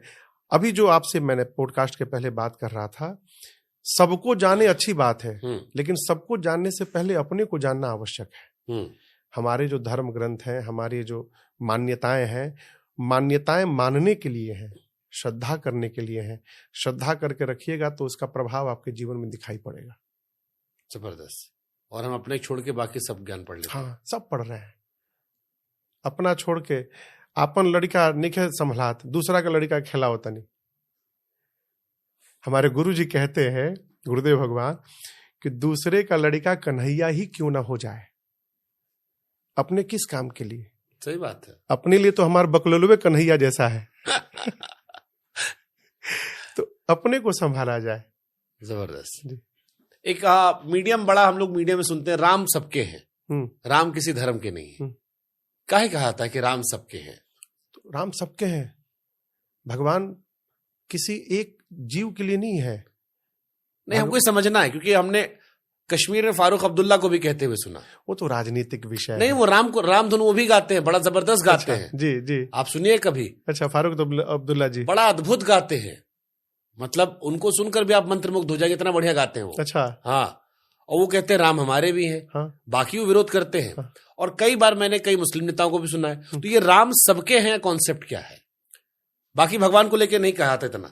देखिए, कृष्ण जी हिंदुओं के हैं, शिव जी हिंदुओं के, राम जी काहे सबके हैं? अभी इस दिल्ली कथा के पहले हम लोग कहां से कथा करके आए बाबू? बंबई से। 27 दिसंबर को मुंबई कथा करके रात को मैं कलकत्ता एयरपोर्ट पे उतरा। तो एक स्विट्जरलैंड के कोई व्यक्ति थे, तो मेरा धोती कुर्ता देख करके उनको घूर रहे थे। तो उन्होंने पूछा क्या हुआ, तो बोले नाइस ड्रेस। तो बोले धन्यवाद। तो मैं पूछा आप कहाँ से, तो बोले मैं स्विट्जरलैंड से हूँ, यहाँ पर एक विवाह में आया हूँ। तो हमसे पूछे आप क्या करते हैं, तो मैं बोला कि मैं राम जी की कथा गाता हूँ। कौन राम? तो मैंने उनसे केवल एक वाक्य कहा कि राम इस धरती पर जितने मनुष्य हैं उन सभी मनुष्यों में आदर्श मनुष्य है, श्रेष्ठ व्यक्तित्व है, उनकी कथा गाता हूं। तो उन्होंने पूछा, तो मैंने 2-3 लिंक भेजे उनको। तो मैं देखा कि वो उनका बैग आके बेल्ट पे घूम रहा है और वो छोड़ छाड़ के उसको देखे जा रहे हैं कोने में खड़े होकर। राम सबके इसलिए है क्योंकि राम ही को मर्यादा पुरुषोत्तम राम कहा गया। यदि कोई धरती पर पुरुष है, मनुष्य है, तो उस मनुष्य में कोई आइडियल मनुष्य कौन होगा, तो राम है। राम का जीवन श्रेष्ठतम जीवन में से है, राम के आदर्श श्रेष्ठतम जीवन में से है। अब वो दुनिया के किसी देश में जन्म लिया हो, मानव क्यों ना हो, उसके लिए वो आदर्श पथ है, इसलिए राम सबके हैं। तो अगर भगवान राम के जीवन से नई पीढ़ी को प्रेरणा देनी हो तो कौन सी 3 चीज की प्रेरणा देंगे आप कि ये सबको लेना चाहिए प्रभु श्री राम से? पहले तो परिस्थिति को स्वीकार करने का स्वभाव बने। तो बहुत मुश्किल वाला है। असंभव नहीं है, संभव है। परिस्थिति को यदि हम स्वीकार करना सीख गए ना, तो हम वन में भी राम जी की तरह आनंद पूर्वक रहेंगे। दूसरी बात, राम जी का एक चरित्र है, जब बाल लीला में चौपाई आती है, बाल कांड में राम जी का चरित्र क्या है? आयसु मांगी करहि पुर काजा, देखी चरित हर सई मन राजा। राम जी कोई भी कार्य करते हैं तो अपने पूज्य पिताश्री से पहले अनुमति प्राप्त करते हैं। हम जब श्रेष्ठ से अनुमति लेकर के कोई व्यवहार करते हैं तो फिर हम नहीं करते, श्रेष्ठ का वचन हमसे वो कार्य पूर्ण करा लेता है। तो घर में जो आपके श्रेष्ठ हैं, वो किसी भी रूप में हो सकते हैं, संबंध में जिनको आप अपना श्रेष्ठ मानते हैं, उनसे पूछ करके व्यवहार करने का स्वभाव बने, पहला। दूसरा, परिस्थिति को स्वीकार करने का स्वभाव बने, और तीसरा, सबको अपना समझने का स्वभाव बने। आज हमारे देश की सबसे बड़ी समस्या है भैया जी, हमारे जो अपने हैं वो हमसे टूट रहे हैं। क्यों? हम उनको हीन भावना से देख रहे हैं। आप समझ रहे हैं मेरी बात? हम लोग कथा जातिगत व्यवस्था, हम लोग कथा करते रहते हैं, लोग मिलते रहते हैं। हम लोग कई वन क्षेत्र में कथा की। एक बार मैं कथा करने गया डिब्रूगढ़ आसाम में, तो वहां पहली कथा की। 2 साल बाद जब दोबारा कथा करने गया तो जिस ग्राउंड में कथा चलती थी उसके सामने वहां पर चर्च था। चर्च वालों ने विरोध कर दिया कि अब यहाँ एक कथा नहीं होगी। तो क्यों नहीं होगी? कथा हुई। बाद में मुझे पता चला विरोध क्यों हुआ। तो बोले महाराज यहाँ पर धर्म परिवर्तन बड़ा जोर से चल रहा था, लेकिन कथा के बाद कोई परिवर्तन नहीं हुआ, उल्टे 10-12 लोग वापस आ गए 2 साल में। तो इनका विरोध आ गया। तो हम ब्राह्मण, क्षत्रिय, वैश्य, सेवक, शूद्र बाद में बने, पहले हिंदू बने। उनको जोड़ना अति आवश्यक है। शरीर का यदि कोई अंग कट जाए ना तो शरीर को अपाहिज कहा जाता है, भले उस अंग का उपयोग हो चाहे ना हो, वो अपाहिज के ही श्रेणी में आता है। इसलिए सारे वर्ण हमारे अंग हैं। राम जी समाज के चतुर्थ वर्ग के पास भी जाके रहे, तो राम जी से सीखना चाहिए कि सारे हिंदू हमारे अपने हैं, सबका आदर करें। आदर मिलेगा तो कोई नहीं जाएगा, आदर सम्मान करिए। रक्त लेने जाते हैं ना बैंक में, ब्लड बैंक में, तो कोई नहीं पूछता कि हमको ब्राह्मण का रक्त दीजिए, क्षत्रिय का रक्त दीजिए, कोई पूछता है क्या? जाहिर सी बात है। तो राम जी की तरह परिस्थिति को स्वीकार किया जाए। दूसरा श्लोक अयोध्या कांड का, प्रसन्नताम यानगता विषेकतः तथा न ममले वनवास दुःखतः मुखाम्बुज श्री रघुनंदनस्य में सदा सुसा मंजुल मंगल प्रदा। जिन राम जी को रात्रि में कहा गया कि सवेरे आप युवराज बनेंगे, भगवान प्रसन्न नहीं भय। आजकल का जीव रहता तो जैसे खबर मिलता 5 मिनट पे स्टेटस लग जाता। छींट देता सोशल मीडिया पर कि सवेरे 6 बजे काउंटडाउन शुरू हो गया है, राम जी प्रसन्न नहीं भय, सवेरे सुने कि वन में जाना है, राम जी उदास नहीं भय। साइड स्टोरी नहीं लगाए। हाँ, नहीं साइड स्टोरी नहीं लगाए है। ये समरसता, एक रस्ता, ये बड़ा अद्भुत विषय है भगवान का मेरे। अब हमारे मन में एक सवाल आपने क्योंकि जाति प्रथा छेड़ दी, एक सवाल, क्योंकि कई लोग यहां पर आए और उनसे इस विषय पर चर्चा हुई मेरी, ये जो वर्ण व्यवस्था है ये कर्म के आधार पर हुई थी या धर्म के आधार पर हुई थी? कर्म के आधार पर। तो मतलब मैं जैसे मेरा धर्म तो एक ही है, सनातन धर्म सब। तो अगर मैं ब्राह्मण होने का फर्ज ना निभाऊं या कर्म ना करूं ब्राह्मण होने के, तो भी क्या मैं ब्राह्मण हूं? देखिए बड़ा गूढ़ विषय है। अब इस प्रश्न का उत्तर, अब हम कहिए तो 10वीं कक्षा के विद्यार्थी हैं, ये पीएचडी का प्रश्न है, तो इस प्रश्न का उत्तर हमसे श्रेष्ठ हमारे पूज्यपाद गुरुदेव भगवान देंगे, जगत गुरु भगवान, उनसे पूछिएगा। मेरा अपना व्यक्तिगत मानना है, देखिए वर्तमान का जो परिवेश है, पहले के समय में ब्राह्मण कर्मकांड पर निर्भर रहते थे, आज का परिवेश बदला है। अब जैसे आप भी ब्राह्मण हैं, आप पत्रकारिता में हैं, अब अपने कर्म का दायित्व निभाते हुए हमको ब्राह्मण होने के नाते अपने भगवान में निष्ठा रखनी चाहिए, और हमारा जो अपना नित्य का कर्म है, पूजन पद्धति है, उसको भी जहां भी है उसको सुचारू रूप से रखना चाहिए। भोजन आचार विचार शुद्ध होना चाहिए। अब वो कर्म करे तभी ब्राह्मण कहलाएगा, न करे तो नहीं कहलाएगा। अभी हाई लेवल की बात है, हमारे गुरुदेव भगवान इसका। चलिए, तो हमारे केस में हम तो प्रिविलेज हो गए। हाँ। हम, आप कह रहे हो कर्म कुछ और करते भी ब्राह्मण तो जाएगा। कोई व्यक्ति जिसे हमने पिछड़ा माना, अगर वो पूजा पाठ कर रहा है, वो एक ब्राह्मण के सारे कार्य कर रहा है, तो भी क्या जीवन भर वो पिछड़े सोचा जाएगा? तो पूजा के लिए मनाही किसको है? पूजा के लिए तो किसी को मनाही नहीं। देखिए वस्तुतः देखिए क्या है, शबरी मैया भीलनी थी, मतंग ऋषि के आश्रम में गई, उनकी सेवा करती थी। मतंग जी ने कहा भगवान का स्मरण करो, भगवान तुमसे मिलने आएंगे। सब भगवान के पास जाते हैं, भगवान तुम्हारे पास आएंगे। पूजा एक कर्मकांड, अलग व्यवहार है, अगरबत्ती दिखाना, धूप बत्ती दिखाना। भक्ति का इससे कोई लेना देना नहीं। भगवान का स्मरण हो, हम अपना काम करते। एक पद है, राम जपते रहो, काम करते रहो, वक्त जीवन का यूं ही निकल जाएगा, गर लगन सच भगवन से लग जाए तो तेरे जीवन का नक्शा बदल जाएगा। तो किसी भी वर्ण में जीव हो, वो भगवान की उपासना कर सकता है, भगवान को स्मरण कर सकता है। ठीक बात, अच्छी बात है। एक आखिरी सवाल मानस जी, फिर मैं अगले विषय पर जाऊंगा। मानस जी का पाठ करने का ज्यादा फायदा है या उसको सुने भी? जैसे आपने उदाहरण दिया था कि वो अपने शिष्यों सुनते थे, सुनने ज्यादा फायदा है या पाठ करने ज्यादा फायदा है, या दोनों बराबर है? पाठ करने का स्वभाव बन जाएगा तब सुनने की लत पड़ेगी।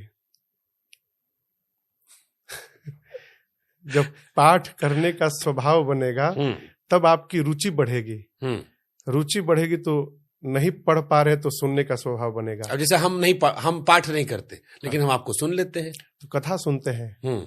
मानस जी के चौपाइयों को नहीं सुनते आप? लगातार सुनते हैं मानस जी की? दादी पढ़ती थी तो हम सुनते थे। सुनते थे, तो बचपन से वो स्वभाव बना हुआ, इसलिए सुनते हैं। पढ़ना जरूरी है, पढ़ने से सुनने में रुचिता आती है। अब जैसे आप किसी के बारे में नहीं जानते हैं तो आप उसके बारे में नहीं सुनना चाहेंगे। तो मानस का सिद्धांत है, जाने बिनु न होई परतीति, बिनु परतीति होई नहीं प्रीति, प्रीति बिना नहीं भगति दृढ़ाही, जिमि खगे से जल के चिकनाई। काकभूषुंडी जी महाराज गरुण जी से कहते हैं कि बिना जाने विश्वास नहीं हो सकता, बिना विश्वास की प्रीति नहीं हो सकती, अब बिना प्रीति की भक्ति नहीं हो सकती। गोस्वामी जी किष्किंधा कांड में कहते हैं, जो सुनत गावत कहत समुझत परम पद नर पावई।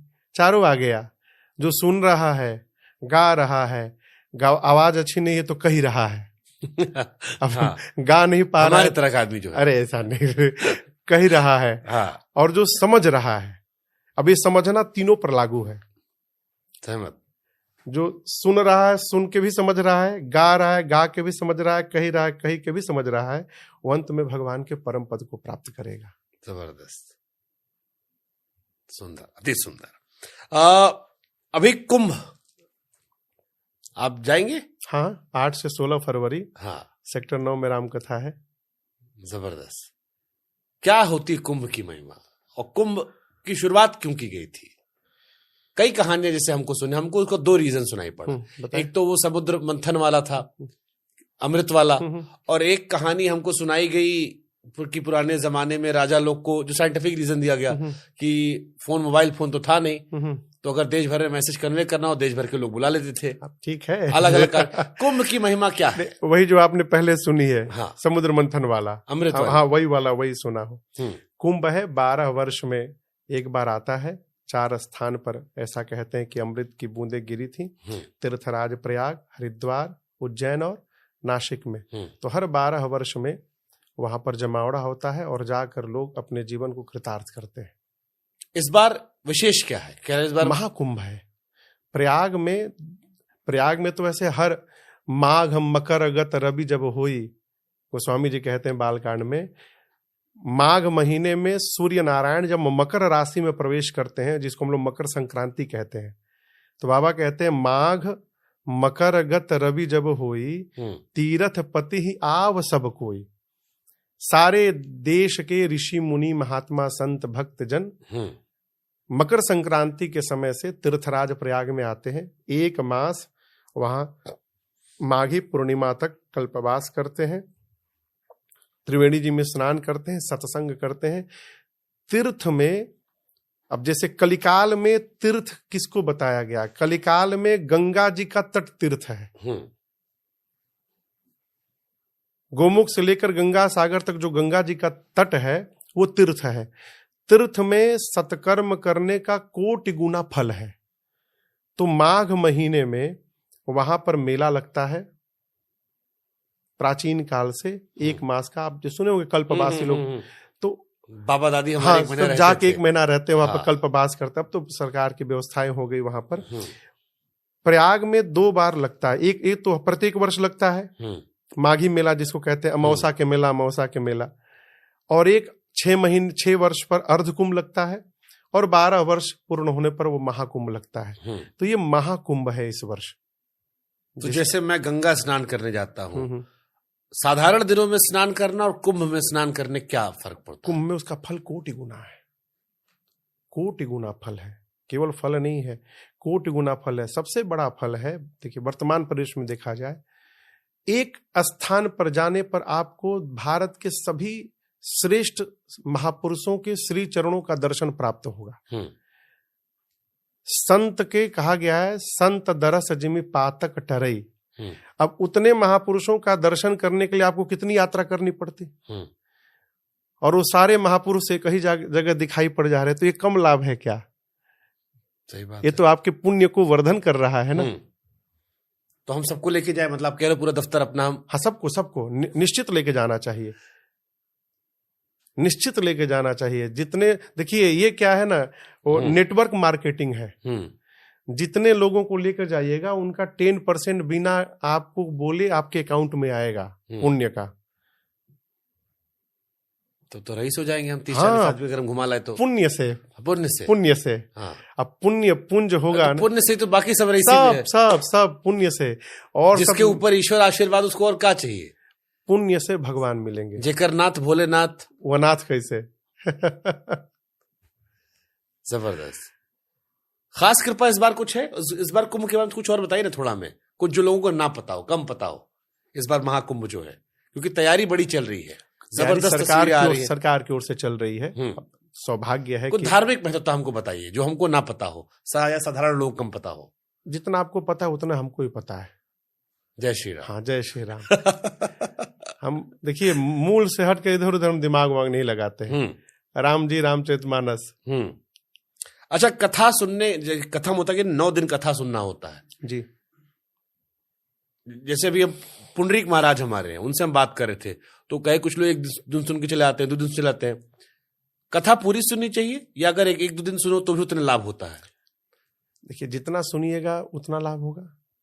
9 दिन सुनिएगा तो पूरी कथा सुन लीजिएगा। अब सीधी सी बात है, ये कप है, जितना चीनी डालिएगा उतने मीठ होगा। अब हमें नहीं कह सकते कि एक दिन सुन के 9 दिन का लाभ आपको मिल जाएगा। अब समय है तो 9 दिन सुनिए, नहीं समय है, व्यस्तता है तो और डिजिटल दौर में जो ये डिजिटल कथा सुनते हो कि अब जैसे आप लोग जैसे सोशल मीडिया पे आते हैं, कई आदमी हैं कि वो नहीं जा सकता, नौकरी पेशा है, तो इसमें भी उतना ही लाभ होता है? उतना ही लाभ है, उतना ही लाभ है। देखिए, इसमें तो मैं कहूं आपको, अब जैसे हम यहाँ आए तो मेरे साथ 4 लोग यहाँ पर बैठे हैं, कुछ लोग मेरे बाद भी आ गए। हो सकता है उसमें 1-2 लोग पकड़ के लाए गए हो सकता है, व्यवहारिक बात कहूं, ऐसा यहाँ पर कोई है नहीं, लेकिन हो सकता है। अब वो पकड़ के लाया गया तो बेचारा रात में उसको गाड़ी तो मिलेगी नहीं जाने के लिए। अब उसको तो बैठना है यहाँ पर, वो मन मार के बैठा है, मन में भी सोच रहा है महाराज कब बंद करेंगे कि जाने को मिले, जाके सोएंगे। रात के 11:30 बज रहे हैं। तो पंडाल में जो गया है, हो सकता है कि वो किसी के दबाव में पहुंच गया हो, 1% ही, तो बिना मन से बैठेगा। लेकिन जो अपने काम करते हुए मोबाइल पर सुन रहा है, इसका अर्थ है उसकी रुचि है, तभी वो काम करते हुए भी उसको खोल के बैठा है। तो जो खोल के बैठा है वो टाइम पास करने के लिए नहीं खुला है, वो सुनने के लिए खुला है। तो आप पंडाल में सुनिए, चाहे सोशल मीडिया पे सुनिए, जा तो कान में भगवत कथा ही रही है, उसका प्रभाव पड़ेगा। हमने आपकी एक कथा सुनी थी, एक मोटे भक्त की, जिसे खाने का बड़ा शौक था। जी। और बड़ा दिलचस्प आपने सुनाया था, लेकिन उसका अंत जो था उसको हमारे मन में एक सवाल पैदा कर गया कि उनके गुरुजी जो थे, उनको भगवान ने दर्शन नहीं दिया, जबकि गुरुजी पूजा पाठ कर रहे थे, गुरुजी सारे शिष्यों को ला रहे थे, एक माध्यम दे रहे थे। उस मोटे व्यक्ति को भी गुरुजी ने ही माध्यम दिया कि आओ भैया यहाँ पे खाने का भरपेट मिलेगा, खाने के बदले तुमको ये करना रहेगा। तो भगवान भक्ति की जगह मासूमियत पे दर्शन क्यों दे गए? हमको ये हमारे मन में सवाल। मासूमियत नहीं है, उसको सरलता और सहजता कहते हैं। राम जी ने शबरी मैया को 9 भक्ति बताई। ठीक, सबसे पहली भक्ति क्या है? संत का संग। प्रथम भगति संतन कर संगा। और सबसे लास्ट भक्ति कौन सी बताई? नवम सरल सब सन छल हीना, मम भरोस ही हर्ष न दीना। राम जी कहते हैं कि जीवन में सरल हो जाना, सहज हो जाना, ये मेरी 9वीं भक्ति, और ये सबसे कठिन है। सरल सुनने में जितना सरल है, आप पत्रकार हैं, पत्रकार बनना सरल है। हम कथावाचक हैं, कथावाचक बनना सरल है। व्यापारी बनना सरल है, सरल बनना सरल नहीं है, बड़ा कठिन है। एक महापुरुष कहते थे, सरल यानी स से सीता जी, र से राम जी, ल से लक्ष्मण जी, जिसके हृदय में श्री सीता राम लक्ष्मण जी सर्वकाल विराजमान रहते हैं, वो जीव सरल है। और जो सरल होगा वही सहज होगा, और जो जितना सहज होगा उसका इम्पैक्ट उतना अधिक होगा समाज पर। भगवान उस सहजता के कारण मिल गए। अब जैसे कथा मैंने सुनी महापुरुषों से कि एक जगह भागवत जी की कथा हो रही थी, एक बिटिया नदी उस पार से आती थी कथा श्रवण करने, नाव पर बैठकर। तो कथा के चौथे दिन वो जो वक्ता थे भागवताचार्य जी, उन्होंने कहा कि भगवान का नाम भवसागर पार करा देता है। तो बेटी सोची कि ये कथा महापुरुषों की है कि भगवान का नाम भवसागर पार करा देता है, तो मैं तो नदी पार करके आती हूँ। जब सागर पार हो जाता है तो नदी पार करने में क्या दिक्कत है? तो उस दिन कथा सुन के जब घर वापस जा रही थी बिना नाव, तो नदी के पास गई, अब बिना नाव के बस भगवान का नाम जपते जपते जपते चलते चलते पार हो गई। अब तो अरे तो मैं पार हो गई। अब वो अगले दिन से उसी तरह आने जाने लगी। 7वें दिन कथा की पूर्णाहुति थी। 6ठे दिन सोची कि महाराज ने इतना बड़ा मंत्र पकड़ा दिया मुझे, मैं कुछ नहीं कर पाई। तो बोली सरकार, यदि जूठन गिर जाए घर में तो बोले ठीक है, कल कथा सुना के जब वापस जाऊंगा तो तुम्हारे घर प्रसाद पाके फिर जाऊंगा। कथा के बाद महाराज को लेके चली, दोनों पहुंचे नदी के किनारे। तो महाराज बोले नाव? बोले महाराज नाव? आपने तो ऐसा नाव बना दिया मेरे लिए कि अब सब झंझट ही समाप्त। बोले कैसा? अभी दिखाती हूँ। भगवान का नाम लेते लेते चली गई उस पार। और उस पार जाकर कहते महाराज आइए। अब महाराज सोचे अरे ये तो चली गई, महाराज हम भी चली जाएंगे। अब वो मन में संशय है, हाँ जाएंगे कि नहीं जाएंगे। जाते जाते क्या तो डूब गए। एक मोरल ऑफ द स्टोरी क्या हाँ, है, हम कथा कह रहे हैं, यदि हमें ही विश्वास नहीं है तो हम कथा कहते कहते मर जाएंगे, कुछ नहीं होगा। और इसी कथा को सुनकर यदि श्रोता में विश्वास जन्म हो गया तो उसका बेड़ा पार हो जाएगा। बहुत सुंदर लाइन है, लेकिन फिर एक मन में हमारे सवाल आया। हम उस दौर में पैदा हुए हैं जहां पर हमारे अड़ोस पड़ोस में आलू में गणेश जी लोग दिखाते थे, तो विश्वास और अंधविश्वास के बीच में कैसी महीन लकीर वहां कहाँ तय करें। जैसे हमारी माता जी हैं जी, अब बहुत सरल है। कई बार मुझे लगता है कितना सरल होना भी गड़बड़ होता है। कुछ विश्वास कर लेती है, कुछ इत्तफाकन भी शुरू हुआ तो वह जय श्री राम हो गया। तो उस पे सरल और बेवकूफ होना, इसके बीच का अंतर कैसे तय करें ताकि विश्वास बना रहे, अंधविश्वास हावी ना हो सके। देखिए, अभी आपने कहा कि आलू में गणेश जी दिखाई पड़ गए, हाँ, तो हम उनको पूजने लगे। अवश्य पूजना चाहिए। आपको कम से कम गणेश जी दिखाई तो दे रहे हैं। प्रहलाद को तो खंभे में दिखाई पड़ गए। खंभे में कोई आकृति तो बनी नहीं थी भगवान की। हिरण्यकश्यप ने पूछा कि क्या तुम्हारे भगवान कहाँ है? प्रहलाद ने कहा पिताश्री प्रश्न ही गलत है आपका। कहाँ है नहीं पूछिए, कहाँ नहीं है पूछिए। तो बोला खंभे में है। बोले है, तुमको दिख रहे हैं तो दिख रहे हैं, बोला बांधो इसी में इसको। तो हमको आपको एटलीस्ट आलू में वो स्वरूप दिख तो रहा है गणपति जी का। सुंदर।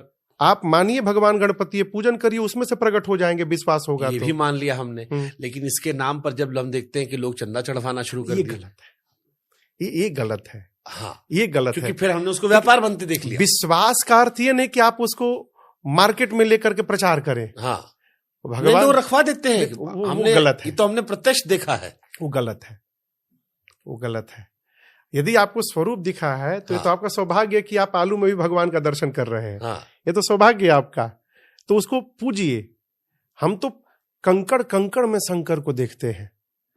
यहाँ तो आलू में आकृति दिख रही है, वो तो प्रत्यक्ष दिख रहे हैं ना गणपति जी। भगवान नहीं तो पत्थर है। सुंदर। चोर चोरी करने जाता है तो उसको भगवान थोड़ी दिखते। यदि चोर को भगवान दिख जाए तो चोरी नहीं करेगा। उसको भगवान में भी पत्थर दिखाई पड़ता है, इसलिए मुकुट चोरी लेके करके चला जाता है। और उसी मंदिर में जब भगत जाता है तो उसको पत्थर में भी उसके भगवान दिखाई पड़ते हैं, इसलिए प्रणिपात हो जाता है। जिसकी जैसी भावना, जैसी भावना प्रभु मूर्ति तूने देखी तैसी। सुंदर।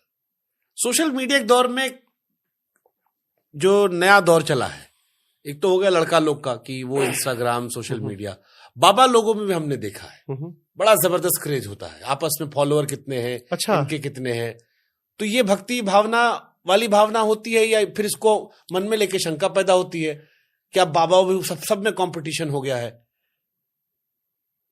सबकी अब मुझे फिर ये मेरे मन में फिर सवाल आता है जी कि फिर उनसे हम सरल होने कैसे जाएं, क्योंकि हम तो उनके पास गए थे ये समझने के लिए। नहीं, देखिए ठीक है, आपकी बात में समझ गया। उन्होंने जो नवधा भक्ति बताई वो तो आपको समझ में आ गई ना, तो आप उस पर अमल करिए ना। अब जैसे उन्होंने कहा, जैसे आप मैं कथा गा रहा हूं, कथा में बात आई नवधा भक्ति की, नवी भक्ति सरल और सरलता है। तो ये तो आप समझ रहे हैं ना कि नवी भक्ति सरलता है। हाँ। तो सरलता जीवन में धारण करने के लिए आप हमको छोड़िए, आप इसको अप्लाई करिए अपने जीवन में। अभी मैं कह रहा हूं, अभी पहले मैंने बात कही कि मैं जो कथा गा रहा हूं, यदि मैं ही उसको नहीं मान रहा हूं तो मेरा कुछ नहीं हो सकता। सही बात है। और उसी कथा को सुनकर यदि आप मानने लगे तो आपका सब कुछ हो सकता है। नदी पार कर सकते हैं, डूब सकते हैं। वो तो एक भक्तों को बताने के लिए कहानी है वो, लेकिन मूल विषय क्या है? विश्वास। बिनु विश्वास भगति नहीं, तेहि बिनु द्रव ही न राम। बिना विश्वास के भक्ति हो ही नहीं सकती। मानस के प्रारंभ में भगवान शिव और मां पार्वती का विवाह कराया गया। आप जब रामचरितमानस पढ़ेंगे तो शिव जी और पार्वती जी का विवाह है। क्यों? भगवान शिव विश्वास है और मां पार्वती श्रद्धा है। बिना श्रद्धा और विश्वास के मिलन के भक्ति की धारा प्रवाहित ही नहीं हो सकती। सुंदर। आपका फेवरेट भजन कौन सा है आपका? क्योंकि आप देश दुनिया में कथा करते हो, कौन सा भजन इसकी सबसे ज्यादा डिमांड होती है? लोग कहते हैं कि महाराज जी ये वाला सुन लेते हैं। डिमांड तो क्या कहें, भक्तों का अपना भाव है। 2-3 भजन लोग बहुत सुनते हैं। एक तो हमारे पूर्वांचल में वो सोहर लोग बहुत सुनते हैं, ये राजा जी वाला। अरे हाँ, ये तो मनोज तिवारी जी गए थे, हमको तेज प्रताप जी मिल गए थे। तो तेज प्रताप जी से हम कहे आप मनोज तिवारी जी गाना गा रहे थे, तो कहे मनोज जी का गाना नहीं था, राजन जी महाराज का था। अच्छी बात है, मनोज जी गाए हैं। हाँ। मनोज जी कब गाए हैं? अभी हाँ, पंचायत सीरीज आई थी उसमें गाए थे। इस सोहर को हाँ, मैंने सबसे पहले 2018 में गाया था। हम आपकी आवाज में सुनना चाहेंगे फिर और उसी समय वो YouTube पर अपलोड भी है, बच्चों ने डाला है। वस्तुतः ये जो गीत है ये हमारे बिहार के भोजपुरी के एक बड़े अद्भुत गायक हुए, आदरणीय, अब तो भगवत धाम चले गए, स्वर्गीय श्री गायत्री कुमार ठाकुर भोजपुर के थे। वो ये गाते थे, वो हमारे पिताजी को बहुत मानते थे। हमारे घर के हर कार्यक्रम में वो आते थे, तो वो घर में किसी कार्यक्रम में, उत्सव में सुनाते थे। इस गीत का आधा गीत बक्सर के एक पंडित जी हैं, पंडित लक्ष्मण दुबे लहरी, आधा गीत वो लिखे हैं। और आधा गीत जो है अभी गांधीनगर गुजरात में केंद्रीय विद्यालय में अध्यापक हैं पंडित शिवानंद मिश्र, शिकारी जी उनका नाम है। 2 कवियों की रचना मिलकर है वो। तो इसको 2018 में मैंने गाया था। और लिखा कब गया था ये बहुत पहले लिखा है। 2 कवियों ने मिलकर आधा आधा लिखा है। उसको गायत्री चचा मिलकर गाते थे, तो गायत्री चचा का हम सुने थे, तो उनका नाम लेकर मैं इसको गाता हूँ। तो हमारे तेजू भैया जो माइलम से इसका जिक्र किए थे, उनके लिए हम गवा देते हैं आपसे, ताकि हमको भी सौभाग्य मिले कि हम दुनिया को सुनाए कि राजा जी कहाँ से आए थे। भगवान का जब जन्मोत्सव होता है, बधाई लोग गाते हैं, तो आधा पद तो आधुनिक युग पर है, फिर आधा फिर त्रेता युग में है। ऐसन मनोहर मंगल मूरत, सुहावन सुंदर सूरत नु हो, ए राजा जी ये करे तरहल हजरूरत, मुहूरत खूबसूरत नु हो। तो अब गाने में तो बहुत लोग हैं। तो एक ने कहा, महाराज अरे हमारा बुझाता बबुआ जीएम हुई है। तब दूसरे ने, ना चुप रहब, अरे ना ई तो डीएम हुई है हो। एक ने कहा, ए राजा जी हिंद के सितारा, ई तो सीएम हुई है, ओहू से ऊपरा पीएम हुई है हो। अब इसका एक अंतरा जो मैं 18 में नहीं गाया था, 18 में दूसरा अंतरा गाया था, उसका एक दूसरा अंतरा है।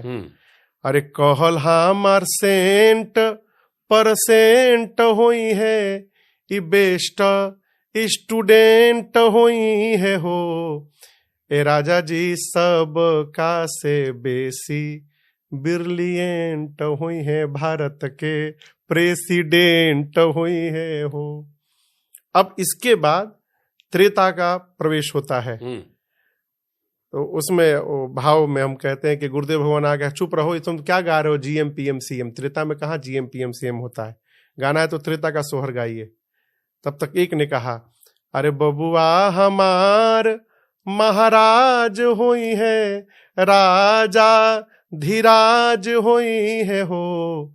ए राजा जी रतन में हीरा पोखराज हुई है, सिरवा के ताज हुई है हो। तब तक गुरुजी लगे रुपया लुटाने, मुहर लुटाने। गायक देखे गुरुजी निकाल रहे हैं, अब गुरुवे जी को प्रसन्न किया जाए। तो बोले कि मुनि बाबा ऐसन बबुआ ज्ञानी हुई है, राजा जी ऐसन दानी हुई है हो। आओ लुटाओ। ए राजा जी अखिल भुवन राजधानी हुई है, बापेयस खानदानी हुई है हो। ये उसका मूल गीत है। तो मनोज तिवारी जी साहब कहे नहीं कि महाराज हमको भी थोड़ा क्रेडिट दे दिया कीजिए। प्रभु जानत सब भी नहीं जनाए। तिवारी जी बहुत गाते हैं गाना, बहुत अच्छी बात है, गाते हैं, मैं जानता हूँ, मैं सुनता भी हूँ। हम इंद्रेश उपाध्याय जी के यहाँ गए तो वहां भी सुनाए थे। जी जी जी, मनोज जी भी गाते हैं, अच्छी बात है, कई लोग गाते हैं। तो हम पूर्वांचल में कहीं भी कथा गाते हैं, चाहे आपको दुबई उबई में, मॉरिशस वॉरिशस में भी लोग कहते हैं इसको सुनाने के लिए। और तो छोड़िए, जो भोजपुरी भाषा के नहीं वो भी कहते हैं गाने के लिए। एक ये गीत है और एक अगर नाथ देखो, वही मैं बोलने जा रहा था। अद्भुत। पूज्य स्वामी साकेतवासी श्री स्वामी राजेश्वरानंद सरस्वती जी महाराज, उनकी रचना है। तो इस गीत को भी हम लोग 2019 में गाए थे पहली बार खंडवा की कथा में। उस गीत को बहुत लोग सुनते हैं। कुछ है इसमें, भक्ति जग जाती है, सब कुछ है। ये गीत है और एक गीत है कि सीताराम सीताराम सीताराम कहिए। लेकिन मुझसे यदि पूछा जाए कि जो मेरे बहुत हृदय के निकट पद है, प्रातः स्मरणीय पूज्य श्री पथिक जी महाराज का एक गीत है। प्रभु हम भी शरणागत हैं, स्वीकार करो तो जाने, अब हमें पतित से पावन सरकार करो तो जाने। आपने उसको पार कर दिया, उसको पार कर दिया, इससे हमको क्या फायदा? हमको करिए तब न जाने। पूज्य स्वामी पथिक जी की रचना है। अंतिम पद सुनाता हूं। पथिक जी कहते हैं कि ये जीवन नैया जर जर है, क्षण क्षण विनाश का डर है, ऐसे भी एक पथिक को भव पार करो। अद्भुत। आपको सुन के हमको एक बात समझ में आ गई, टैलेंट कहीं बेकार नहीं जाता। जो कुछ सीखा बचपन से जाना हमने। अद्भुत अद्भुत, आपकी आंखें भी भर आई।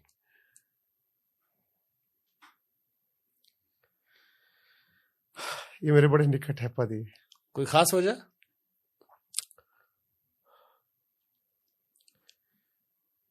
मेरे जैसों को भी ठाकुर जी सेवा में लगा है।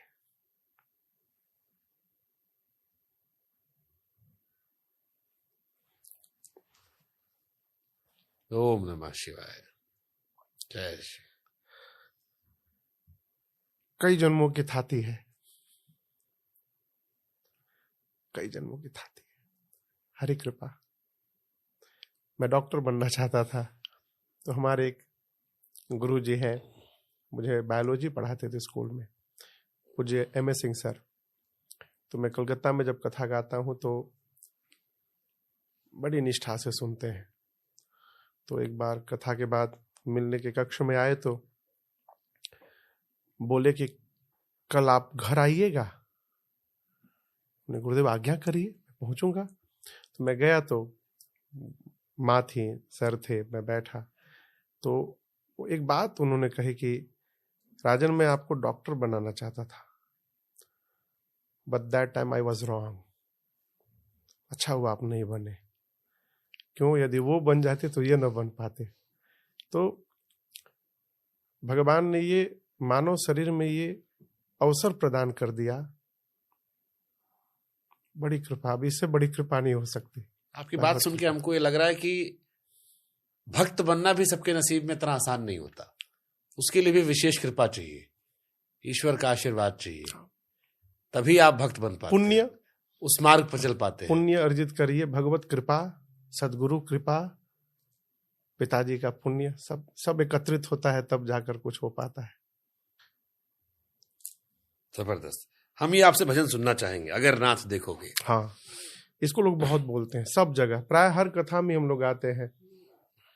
स्वामी श्री राजेश्वरानंद जी महाराज जी की रचना है, स्वामी जी के चरणों में समर्पित है। अगर नाथ देखोगे अवगुण हमारे, तो हम कैसे भाव से लगेंगे किनारे। अगर नाथ देखोगे, ये माना अधम है, अपावन कुटिल है। ये माना अधम है, अपावन कुटिल हैं, सब कुछ है लेकिन है भगवन तुम्हारे, अगर नाथ देखोगे।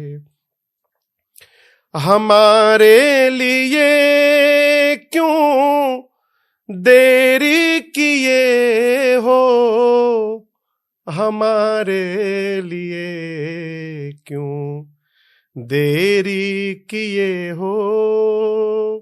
गणिका अजामिल को पल भर में तारे, अगर नाथ देखोगे। अंतिम अंतरे में पूज्य स्वामी जी कहते हैं, ये मन होगा निर्मल तुम्हारी कृपा से, ये मन होगा निर्मल तुम्हारी कृपा से, इसे शुद्ध करने में राजेश हारे, अगर नाथ देखोगे। और मैं आपको एक कोइंसिडेंस बताऊं, मेरा ऑफिशियल नाम भी राजेश कुमार तिवारी है, स्वामी जी का भी नाम राजेश था। तो इस गीत से बहुत रिलेट करता हूं अपने आप को। और इस आपको बताऊं भैया जी, कोरोना काल में इस गीत ने और सीताराम सीताराम कहिए गीत ने बहुत लोगों को संबल दिया। मतलब हमसे हजारों लोग ऐसे मिले कोरोना के बाद, कहे महाराज हम लोग डिप्रेशन में चले गए थे, परंतु इस गीत ने हम लोग को बचा लिया। विशेष रूप से इन दो गीतों ने, अगर नाथ देखोगे और सीताराम सीताराम सीताराम कहिए। मैं वो भजन सुनूं उससे पहले एक सवाल पूछूंगा मैं आपसे। जैसे अभी आपने कहा कि कई लोगों ने आपसे कहा कि इन भजनों ने बचा लिया। अब कई बार हिंदुस्तान में दो तरह के लोग हैं, एक जो आस्तिक है, पूजा पाठ करते हैं, जो नहीं करते हैं। जो नहीं करते हैं वो भी कहते हैं कि हम भी जी रहे हैं, जैसे तुम खा पी रहे हो वैसे हम भी खा पी रहे हैं। किस्मत हमारी भी तय हो गई थी, किस्मत तुम्हारी भी तय है। क्या फर्क हो जाता है उस व्यक्ति में जो भक्ति करता है, भक्ति में रहता है, ईश्वर से जुड़ा हुआ है, और वो व्यक्ति जो नहीं जुड़ा हुआ है या कोई मतलब नहीं, वो उसको भी लग रहा है कि जीवन तो चल ही रहा है। देखिए, भगवान को मानने वाले न मानने वाले हर युग में रहे। कंस कहाँ मानता था भगवान को, रावण कहाँ मानता था, उसी तरह आज भी लोग हैं नहीं मानने वाले। एक मैं पूज्य श्री पुंडरीक गोस्वामी जी, बड़े भैया जी की एक बात कहूं, उनको एक दिन मैं सुन रहा था, बड़ी अद्भुत बात, वो तो विभूति है भारतवर्ष के। वो बता रहे थे कि कहीं जा रहे थे तो बगल में कोई बैठा था, तो वो कहने लगा कि भगवान भगवान कुछ नहीं होते, ये सब बेकार दुनिया भर की बातें। पूज्य श्री सुनते रहे। उतरते समय उससे बोले, आपने बड़ी अच्छी बात कही, भगवान नहीं होते, लेकिन मैं आपसे एक बात कहूंगा, आपने जो बात कही जीवन की आखिरी सांस तक इस बात पे टिके रहना। आप समझ रहे मेरी बात को? बोले कि तुम जो कह रहे हो कि भगवान नहीं होते हैं, अपनी इस वाक्य पर आखिरी श्वास तक टिके रहना, पलटना मत अंत में। तो जो आज कह रहा है कि भगवान नहीं होते, सुख में सिमरन सब करें, दुख में करे न, कहाँ जाइएगा, जहां जाइएगा वही पाइएगा। दुख में सिमरन सब करें, सुख में करे न कोई, जो सुख में सिमरन करे दुख काहे को होए। तो एक फेज ऐसा आता है जहां आपको मानना ही पड़ता है कि भगवान है। फिर अमिताभ बच्चन की तरह जाते हैं पिक्चर वाला, वो जो तुम्हारी सीढ़ियों पर कभी नहीं आया। आज खुश तो बहुत हो गई। ये सत्य बात है, अच्छी बात उन्होंने कही। आदमी अपने अवसर के हिसाब, अपनी हिसाब से डिफाइन कर देता है। तो जो मानता है उस पर क्या कृपा रहती है? वो हमेशा आनंद में रहता है, वो हर क्षण भगवत क्या शक्ति है भक्ति में? विश्वास जन्म ले लेता है। देखिए, भगवान का भजन कर रहे हैं, भगवान में विश्वास है, तो इसका अर्थ ये न समझा जाए कि हमारे जीवन में विपत्ति नहीं आएगी, हमारे जीवन में व्याधियां नहीं आएंगी, बीमारी नहीं आएगी। कथा गाते गाते मेरे वोकल कॉर्ड में नोड्यूल हो गया, 2022 में इसी दिल्ली में ऑपरेशन कराना पड़ा सरगंगा राम में। इसी दिल्ली में। अब हम कहें कि हम तो भगवान की कथा गाते हैं, ये गले में कैसे नोड्यूल हो गया, 6 महीना आवाज ही बंद हो गई मेरी, कैसे कथा करते थे रघुनाथ जी जाने, तो हमको कैसे हो गया। भजन, भगवान की कथा, भक्ति, सत्संग करने का सबसे बड़ा फल ये है कि जीवन में कितनी भी विपत्ति आ जाए, उस विपत्ति में मन विचलित ना हो, ये उसका प्रभाव है। विपत्ति तो आएगी, जैसे हम सोचे यदि कि हम परछाई को हरा देंगे तो भागे, कितनों घंटों भागेंगे, परछाई आगे दिखाई पड़ेगी, कितना भी तेज भागे आगे आगे दिखाई पड़ेगी। हराना है तो भागने की आवश्यकता नहीं है, केवल अपनी दिशा बदलने की आवश्यकता है। हम खड़े खड़े हरा सकते हैं। सूर्य से विमुख होकर यदि खड़े होंगे तो परछाई आगे दिखाई पड़ेगी, सूर्य की ओर यदि मुख कर लेंगे तो परछाई पीछे चली जाएगी। उसी प्रकार दुख सामने दिख रहा है, इसका मतलब हम भगवान से विमुख खड़े हैं। जब भगवान की ओर मुख हो जाएगा तो दुख पीछे चला जाएगा, फिर सामने केवल भगवान दिखाई पड़ेंगे और हर परिस्थिति में केवल आनंद ही आनंद दिखाई पड़ेगा। जय श्री राम। लेकिन फिर ये जो बड़े बूढ़ों से हम सुनते आए हैं कि अच्छे लोगों को भगवान जल्दी बुला लेता है, अच्छे लोगों के साथ बुरा होता है। ये तो अब कोई चला जाए तो हाँ ओहू जब बढ़िया लोग के दरकार बा, लोग तो कहते हैं, ये तो कहावत है, कहते हैं, ऐसा नहीं है। जैसे ये लोग ये भी कहते हैं कि अच्छे लोगों के साथ ही गलत होता है। ऐसा नहीं है, ऐसा नहीं है, ऐसा नहीं है। देखिए भगवान किसी के साथ गलत करते ही नहीं है। भगवान का जब नामकरण हुआ तो गुरुदेव भगवान श्री वशिष्ठ जी कहते हैं राम जी के विषय में, जो आनंद सिंधु सुख राशि। राम जी क्या है? आनंद सिंधु है। अब समुद्र में जितना पानी है उतना राम जी के पास आनंद है। तो जो सामान राम जी के पास है ये नहीं है, वो देंगे कहां से? वो दुख कहां से दे देंगे किसी को? वहां तो आनंद भरा हुआ है। तो भगवान किसी के साथ गलत नहीं करते। हमारा कर्म का फल हमको जब मिलता है तो लगता है कि हमारे साथ गलत हो गया। भगवान गलत नहीं करते। आपको पता आप इंटरनेट पे बहुत वायरल होते हो एक मीम जानते हो आप? बताइए, पूरा बताइए।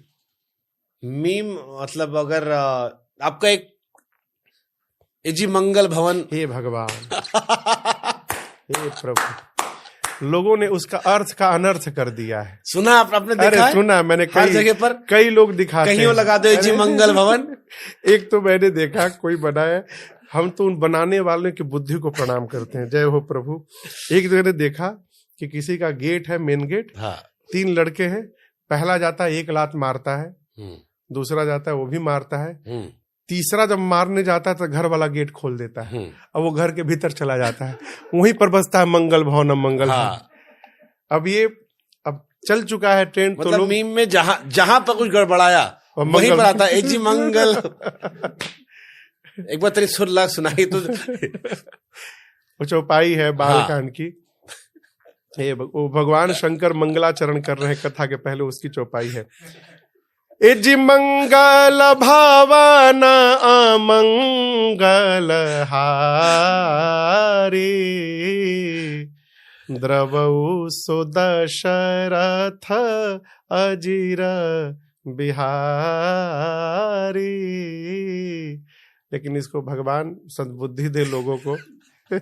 तो क्या कहेंगे उन लोग से जो आपका ये एजी मंगल भवन उठा लेते हैं खाली? अब वो जानते नहीं इसमें कहा कि क्या कहा जा रहा है, सुने कि नुकसान में इसको बजाना है, लगाई दो। वो भगवान शंकर मंगलाचरण कर रहे हैं। भगवान राम कौन है? मंगल के भवन है, अमंगल हारी, अमंगल का हरण करने वाले हैं। वो राम जी मेरे पर द्रवित हो। द्रवऊ कौन? सो दशरथ अजिर बिहारी, दशरथ जी के आंगन में बिहार करने वाले राम जी, जो मंगल के घर है, अमंगल का हरण करते हैं, वो मेरे पर द्रवित हो, कृपा करे, ये अर्थ है। और लोग अर्थ का अनर्थ कर डाले। हमको कई लोग दिखाते हैं, महाराज ये देखिए क्या बज रहा है। हमको कभी कभी सोचते चलो इसी बहाने 2 सेकंड के लिए ही ये मानस की चौपाई कान में तो पहुंची लोगों की है, उसी से हाँ नई पीढ़ी पूरा जुड़ी उससे। ये भी हम कह सकते हैं सोशल मीडिया का कोई ऐसा लड़का नहीं होगा जिसने एजी मंगल भवन ना सुना हो। इसके आगे वाला भले ना सुना हो, इतना सुना है, इतना तो भगवान कृपा से सबके कान में गया ही पहुंचा है जी। लेकिन लोग जानते नहीं कि राजन जी महाराज का है। कोई बात नहीं, भगवान की कथा जा रही नहीं, बहुत बड़ी बात है। आपको आलू बहुत पसंद है? जय हो प्रभु। पूरा रिसर्च करके बैठे हैं शुभांकर जी आप। अच्छा बताइए, आलू किसको पसंद नहीं है? अब जिसको डायबिटीज होगा भले न खाए डायबिटीज के कारण, लेकिन आलू जैसी कोई सब्जी नहीं। आप धरती के किसी कोने में चले जाइए, आपको आलू जरूर मिलेगा। हम लोग बजे की बात है, मॉरिशस कथा करने गए, तो ये सब लोग थे वहां पर। तो एक लोग के घर गए भोजन करने, तो बड़े प्रेम से आकर हमसे पूछे, महाराज डू यू लाइक सुसु? सुसु? हाँ। हमने क्या बोले? सुसु? बोले महाराज वेरी टेस्टी। हम कह रहे सुसु बोल के वेरी टेस्टी बोल रहे हो? हम कहे आप ही खाओ सुसु। अब वहां एक सब्जी होती है, उसका नाम है सुसु। हम बोले जिसका नाम ही सुसु है वो कैसा होता होगा? हमको ना खिलाओ सुसु, आप ही सुसु खाओ। तो सुसु सब जगह नहीं मिलता, दिल्ली में सुसु नहीं मिलेगा आपको, लेकिन आप दिल्ली में लोग करते हैं खाली। धरती के किसी कोने में चले जाइए, आलू मिलेगा। कुछ नहीं है तो आलू है साहब। व्रत में है, कुछ नहीं है, आलू बना लो, आलू भून लीजिए, आलू का हलवा बना लीजिए, मटर कम हो जाए आलू डाल दो, कोई भी सब्जी कम है आलू मिला दीजिए। कुछ नहीं है तो आलू का दम निकाल लीजिए। दम आलू बना लीजिए। आलू तो गरीब को अमीर से जो बराबर जोड़ दे वो आलू हर परिवेश में उपस्थित है।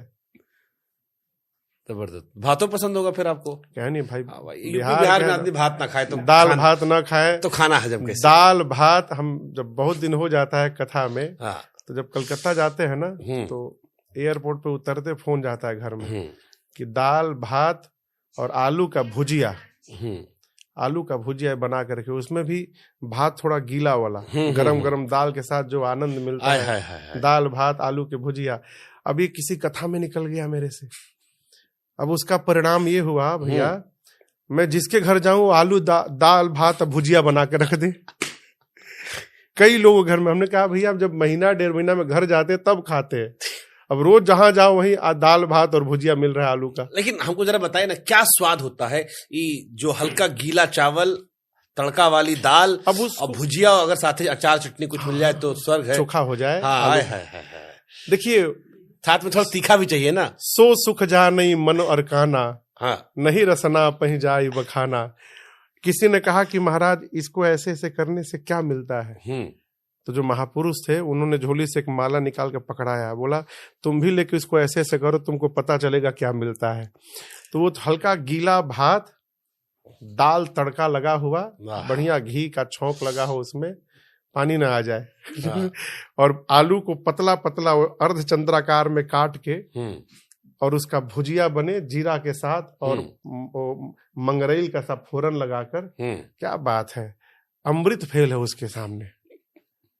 और देखिए चावल दाल रोटी सब्जी एक ऐसा भोजन है जो कितना भी खा लीजिए आपका मन नहीं भरता। तो भात तो खैर बिहार के हम लोग हैं तो भात तो खाना ही है, खास तौर पे यूपी बिहार बंगाल। बिना भात के तो जीवन व्यर्थ है, खाना खत्म है, आप कितना बढ़िया खिला दो। आज भी हमारे पूर्वांचल में कोई भी मांगलिक कार्यक्रम होता है तो एक प्रथा है भतवान। आप जानते हैं भतवान? सुने शब्द? नहीं। विवाह के चाहे कोई भी मांगलिक कार्यक्रम के एक दिन पहले अथवा एक दिन बाद अपने भाई पटीदार को खिलाया जाता है। अपने भाई पटीदार गांव के लोगों को खिलाया जाता है। उसमें दाल भात कढ़ी पकौड़ी ये सब बनता है, उसको भतवान कहते हैं। क्यों? दाल भात ही एक ऐसा व्यंजन है, भोजन है, जिसको आपस में मिला के खाया जाता है, बाकी सारे भोजन को तोड़ के खाया जाता है। तो ये प्रथा हमारे पहले से है, पूर्वजों ने डाली कि मांगलिक कार्यक्रम में दाल भात खाना है, कि जैसे दाल भात मिला के रखते हैं उसी प्रकार हमको भी आपस में मिल के रहना चाहिए। मिला के खाना हाथों मजा आता होगा। हाथ से ही खाने का मजा, चम्मच क्या स्वाद आएगा जब ले दाल भात का स्वाद हाथ में लगे नहीं। गाँव में हम लोग पहले गाते थे भोज में, तो गाँव में ऐसे नहीं खाते हैं, पत्तल पे भात आ गया तो पहले भात को जमा करके उसमें बीच में मेढ़ बनाया जाता था, जैसे उस सीमेंट में हाँ सीमेंट का पानी डालते हैं, आपको अनुभव हुआ होगा। उसमें बीच में गोल छेदा करके हाँ मेढ़ बनाकर उसको दाल से भरा जाता था। हाँ हाँ हाँ। और उसके बगल में सब्जी रखकर और उसको एक किनारे से फोड़ फोड़ के और दाल मिला के उसको मिला मिला के खाते हैं। और फिर खाने के बाद जब उंगली आखिर में, वो तो लेना पड़ेगा पूरा, उसमें भोजपुरी में कहे तो लभेरा जाएगा। हाँ ये भी एक आनंद है, जीवन का सुख है। सुखद सुखद सुखद। कई लड़कों के लिए हमने आपके कई सारे सवाल रखे थे। आजकल लड़का लोग डिप्रेशन में बहुत चला आता है, बहुत कॉमन हो गया। हम लोग जब छोटे थे तब ये था कि परेशान हो दुखी हो तो जाओ बेटा बाहर मैच खेल के आ जाओ, बचपन में यही था। लेकिन अब mental condition, mental state, depression, anxiety, बड़ी चर्चाएं शुरू हो गई इन टर्म्स की। ये सब हो तो कैसे निकले? आप तो भक्ति मार्ग में रहते हो, क्या बताओगे नए बच्चों को? अभी प्रारंभ में इस पे चर्चा भाई। अच्छा आप बताइए, जब हम लोग छोटे थे उस समय सुनने में आता था कि कोई डिप्रेशन में चला गया, ये चला गया, बहुत कम, रेयर। आजकल बहुत ज्यादा हो गया है। इसका एक कारण सोशल मीडिया भी है। दूसरी बात, डिप्रेशन होता क्यों है? सबसे बड़ा कारण है कि हम जहां हैं उसको हम स्वीकार नहीं कर पा रहे हैं। हम जहां नहीं पहुंच पा रहे हैं उसकी कल्पना दिन रात कर रहे हैं। ये सबसे बड़ा कारण है डिप्रेशन का। लोग भविष्य को ठीक कर रहे हैं। भविष्य को ठीक न किया जाए, आज को ठीक किया जाए। यदि हम केवल आज को ठीक करेंगे तो आने वाला भविष्य तो अपने आप ठीक हो जाएगा। तो जब आएगा तो आजे बन के आएगा आपके पास। तो अभी जो मैंने राम जी के बारे में आपने प्रश्न किया, परिस्थिति को स्वीकार करिए, भगवान पर विश्वास रखिए, परिस्थिति को स्वीकार रखिए। अगर अच्छा आप जैसे बताया कि मेरा सिलेक्शन ना हुआ, अब हम रोते रोते कपार फोड़ ही लेते तो क्या हो जाता? कुछ नहीं होता, कुछ नहीं होता और डिप्रेशन में चले जाते। हमको तो आना इधर मार्ग में। कथा में एक बात आती है, बार बार मैं निवेदन करता हूं। अब जैसे परीक्षा है, विद्यार्थी यदि फेल हो गया तो उसको तब सोचना चाहिए कि जब वो 100% अपना एफर्ट दे सकता था वो नहीं दिया। कि भाई यदि हम पढ़े होते तो पास हो जाते। यदि अपना 100% देने के बाद, 100% अपना योगदान देने के बाद भी यदि परिणाम हमारे अनुकूल नहीं आ रहा है, इसका अर्थ है कि इस कार्य के लिए हम बने ही नहीं हैं। तब चिंता नहीं करना चाहिए। अपना 100% दीजिए और जो रिजल्ट हो उसको स्वीकार करिए। यदि नहीं हो पा रहा है तो हम दूसरे मार्ग के लिए बने हैं। अब जैसे हम कहाँ उलझे हुए थे, गए थे बंबई, हमको तो कथा गानी थी, तो पूज्य महाराज श्री ने हमको देख लिया, हमारे भीतर क्या देखा वो जानते हैं। उनके कहने से मैं इधर आ गया। अपने कर्तव्य पे लगे रहिए, सही मार्ग है, और यदि श्रेष्ठ के प्रति आपकी निष्ठा है तो ऐसा ही कोई श्रेष्ठ मिल जाएगा जो आपको सही दिशा देकर के आपकी दशा बदल देगा। अभी तो चलिए आपने जनरल कह दिया, लेकिन आजकल का लड़का लोगों प्यार मोहब्बत करता है, दिल टूट जाता है उसका। हम बहुत एस्ट्रोलॉजर का इंटरव्यू किए, पॉडकास्ट, सबसे पूछे सबसे बड़ी समस्या क्या लेकर आते हैं, कहे या तो धंधा या दिल टूटना। अच्छा, वो लोग बताते हैं। हाँ, यही दो समस्या सबसे ज्यादा आती है। अच्छा, कि या तो बता दो नौकरी क्या समस्या होगी, तो या तो गरीबी या इश्कबाजी। और लड़का लोग का दिल टूटता है तो एकदम डिप्रेशन में चला आता है। तो ये एक तो ये प्रेम क्या होता है पहले हमको समझा दीजिए। हम प्रेम के लिए बड़ी परिभाषा है, प्रेम लगाव, क्या अंतर होता है इन सब चीजों में। और दूसरा, अगर इसमें दिल टूट जाए तो आप कैसे बताते हो बच्चों से कि आगे बढ़ जाओ? ऐसा कोई समस्या आई भी नहीं कि हमारे लगे आदले, आज तक नहीं आया ऐसी कोई समस्या। पहली बार आप प्रश्न कर रहे हैं, ऐसा कभी नहीं आया। हमारे पास जो लोग आते हैं, हम तो पहले ये बोलते भाई लोगों से, किसी भी, अभी आपने सुना होगा एक अतुल सुभाष करके व्यक्ति थे, वो अपने पत्नी से दुखी होकर जीवन त्याग दिए।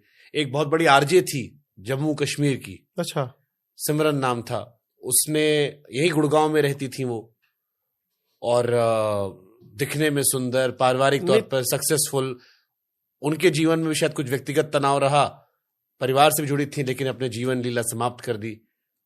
और ये बहुत सारे लोगों के केस है कि लड़के आजकल टूट जाते हैं, कमजोर होते हैं। देखिए, जो परिवार में घटनाएं घट रही हैं उसके पीछे मूल रूप से पीछे क्या कहानी है, ना आप जानते ना हम जानते हैं। अकेलापन बहुत लोग सहन नहीं कर पा रहे। अब सहन में कई तरह की बातें होंगी जो हम आप नहीं जानते हैं। हम्म, हमारे महाराज एक बात कहा करते, बाबू, हम्म, परिवार में यदि लेके चलना है हम्म, तो एक को बेवकूफ बनना पड़ेगा, दोनों समझदार हो जाएंगे तो टूट जाएगा। बहुत गहरी बात है। एक बेवकूफ यदि बना रहे तो जीवन भर गाड़ी चलती रहेगी। तो ये लेकिन सही है ये? हाँ, एक सही। आदमी सहले? सहले नहीं, सहने की बात नहीं है। अच्छा ये बताइए, पहले के लोग जीवन भर साथ में रहते थे, हाँ, आज ये हो रहा है, इसका कारण क्या है? कोई झुकना नहीं चाहता। मतलब पहले था कि औरतें सह लेती थी, मर्द अपना हिसाब ऐसा किताब नहीं, रखते ऐसा थे। नहीं, बहुत परिवार ऐसा है जहां पर माताएं आगे है, पुरुष। अभी हम एक घटना बताएंगे, हम नाम नहीं बताएंगे आपको। एक जगह महाराष्ट्र के साथ मैं गया था, तो जिनके घर में गया था वो भैया बड़े शांत हैं, और उनकी श्रीमती जी थोड़ी, मतलब क्या कहेंगे उसको, क्या शब्द कहें, थोड़ी तेज है। हाँ, तो मुझे महाराज श्री का चरण सेवा में मैं था, तो वो भैया भी थे, तो ऐसे भाव भाव में, विनोद में पूज्य महाराज श्री ने प्रश्न किया, क्या हो, बहू तो बहुत तेज है तुम्हारी और तुम एकदम चुपचाप रहते हो, मौन। ऐसे हंसी में महाराज श्री ने कहा। तो भैया की बात मुझे बड़ी अच्छी लगी। बोले, महाराज श्री वो ट्यूबलाइट देख रहे हैं आप? तो बोले, हाँ देख रहा हूं। तो बोले, महाराज श्री उसमें एक और ठंडा है और एक और गर्म है, जब दोनों गर्म हो जाएगा तो फट जाएगा। तो हम जब ये देख लिए कि वो गर्म है, तो मैंने अपने आप को ठंडा कर लिया और खूब आनंद में जीवन चल रहा है। तो ये समझदार ये हैं यहाँ पर। यही आदमी फेल हो जा रहा है आज के टाइम पे। वो कह रहा है हम कहे से हैं, तुम ठंडा हो जाओ, हम गर्म है, हमको गर्म रहने दो। अभी हमारे एक परिचित है, वो बड़े अद्भुत है। हाँ, बड़े अद्भुत है, उनकी श्रीमती जी भी अद्भुत है।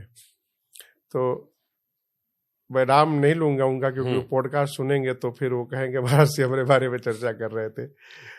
उनसे मैंने सीखा। उनकी श्रीमती जी, अब बहुत आलीशान मकान बना है, पंडित जी ने आकर कह दिया, किचन, लाखों का किचन बना उनका, किसी पंडित जी ने कह दिया कि जिस दिन इस चूल्हे में माचिस बारोगी घर में आग लग जाएगा। अब उस किचन में खाना ही नहीं बनता है। वो बोले, महाराज जी मैं साल में 10 दिन भी घर में नहीं खाता हूं, बाहर खाता हूं, लेकिन बड़े आनंद में रहते हैं। कभी भी उनसे आप मिलिएगा तो आपको नहीं लगेगा कि वो इतने तनाव माहौल में रहते थे। बोले, महाराज जी रघुनाथ जी का प्रसाद है ये, जब रघुनाथ जी इतना अच्छा किए तो ये भी सही, ये भी प्रसाद है। खूब आनंद पूर्वक रहते हैं। तो लचक थोड़ी होनी चाहिए। लचक, बांस देखे है ना, हाँ, हाँ, कितनों तूफान आवे वो खड़ता नहीं है, सही बात है। वो लचक रहता है, उसमें नप के फिर सीधा हो जाता खड़ा है। पेड़ सबसे पहले काटा आता है। सोझक पेड़ वो पहले कटा जाता है, और जिसमें तनिक इधर उधर लगा रहता है, हाँ हाँ, ये कोनो काम के नहीं है, बेकार है, हटाओ इसको, लंबा चल जाते हैं। जी। ठीक है, बड़े बात। एक और सवाल हमारे मन में आता है, आजकल तो पंडितों में लोग खूब दबा के दारू मांस सेवन चल रहा है, हर धर्म में हर जात में चल रहा है। तो अब तो रहा नहीं कि ये जात नहीं खाता वो नहीं खाता, लेकिन जो ये कॉन्सेप्ट चलता है कि भैया हम मंगलवार को नहीं खाते। बहुत सुंदर।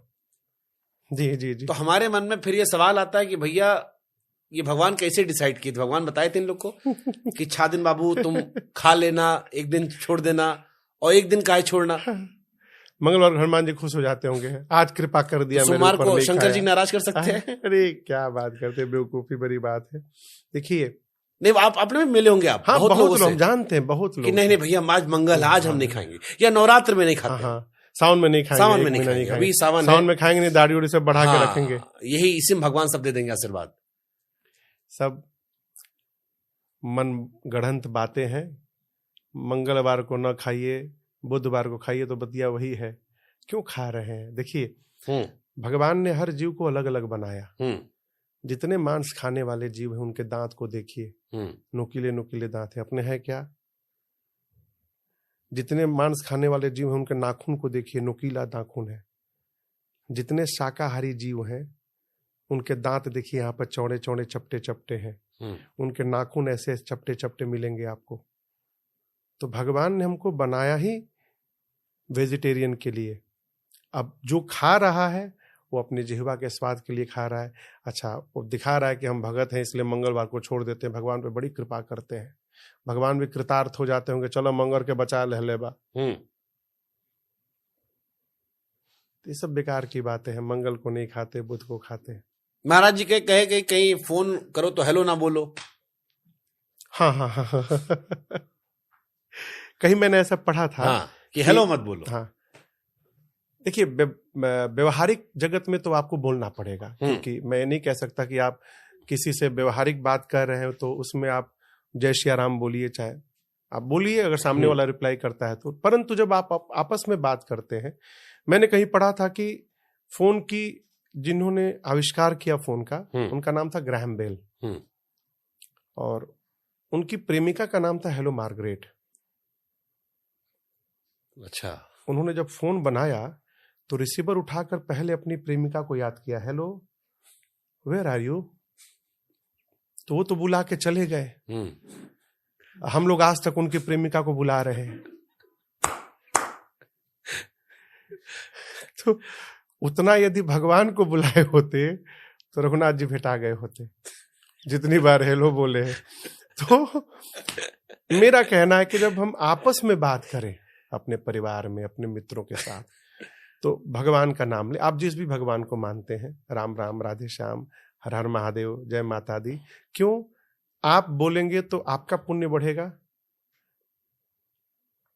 सामने वाले के कान में जाएगा तो उसका पुण्य बढ़ेगा। हम लोग गांव में, पहले बिहार में लाइट नहीं थी, हम लोग छोटे छोटे थे, तो गर्मी की छुट्टी में गांव जाते थे। 1 महीना रहते थे आम के सीजन में। खूब टिकोरा खाए होंगे। अरे क्या बात है, बारी अगोरते थे। बारी समझते हैं ना। तो जब आम का पेड़ फल जाता था तो उसकी रखवाली के लिए कोई तोड़े नहीं, हम लोग बारी में जाते थे, बच्चे दिन भर रहते थे। दिन में हम लोग की ड्यूटी, रात को बड़े भैया लोग की ड्यूटी। तो घर से हम लोग चाकू, थाली, भरुआ मिर्चा जानते हैं? अरे बहुत बढ़िया, लाल वाला ना। हाँ हाँ हाँ हाँ, मिर्चा वाला भरुआ मिर्चा लेके जाते थे। हम हाँ हाँ हाँ, आम उतार के, छिलका उतार के, उसको छोटा छोटा भुजरी काट के और भरुआ मिर्चा मिला के, क्या बात है। वो आनंद अलग आनंद है। आजकल के लोग उससे वंचित रह गए, उस आनंद से। तो क्या प्रसंग चल रहा था? हम भी भुला, हमको टिकोरा इतना दिमाग मेरे चल गया, हम भी वही पहुंच गए। 2-4 ठुका टिखा भी लिए थे। हम भी वही पहुंच गए। जब शाकाहारी हम लोग बात कर रहे थे। अच्छा, एक सवाल मेरे मन में और आता है। अभी तिरुपति बालाजी मंदिर में घटना हुई थी, कई लोगों ने कहा उसका उतना विरोध नहीं हुआ। देवकीनंदन ठाकुर जी यहीं बैठे थे और उन्होंने कहा कि कितना बड़ा अक्षम अपराध था कि हम लोग विरोध नहीं कर पाए। कहीं और होता तो शायद भूचाल आया था। अयोध्या में भी उसके प्राण प्रतिष्ठा में लड्डू आए थे।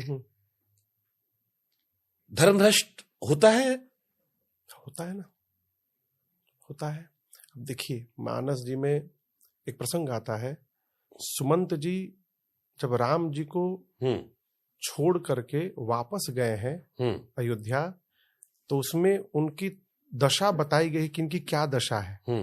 तो उसमें कहा गया है कि एक दशा है कि जैसे जीवन भर धर्म का पालन करने वाला ब्राह्मण मरण शैया पर पड़ा हो और इस आशा में हो कि मरते समय उसके मुख में कोई गंगा जल डालेगा और उस समय कोई मदिरा डाल दे, मरते समय गंगा जल के स्थान पर, तो उस समय उसके मन की जो स्थिति होगी, उस स्थिति में सुमंत जी वापस अयोध्या लौट रहे थे।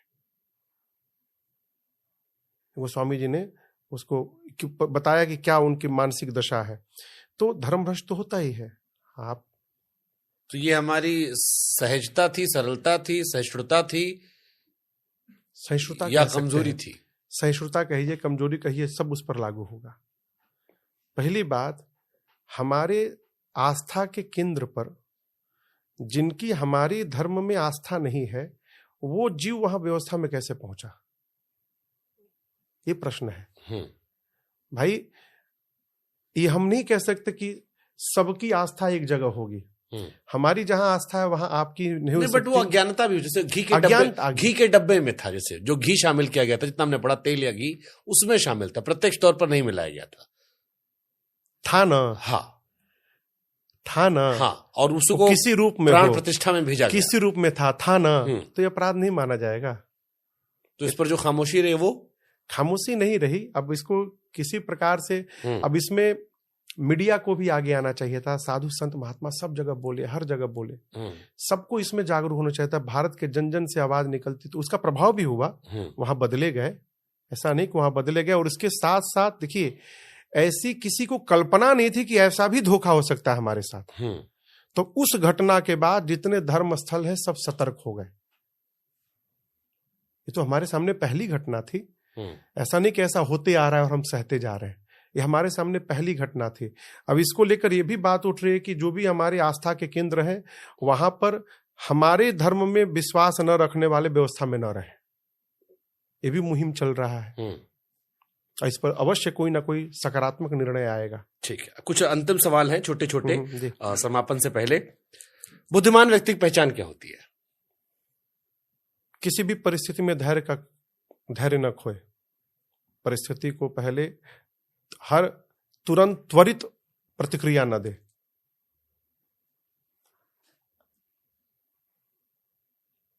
सहसा करी पाछे पछताही, कहाँ ही वेद बुध ते बुध नाही। आवेश में आकर व्यवहार कर जाए और बाद में पश्चाताप करे, ये बुद्धिमान व्यक्ति के लक्षण नहीं हुआ करते हैं। ठीक।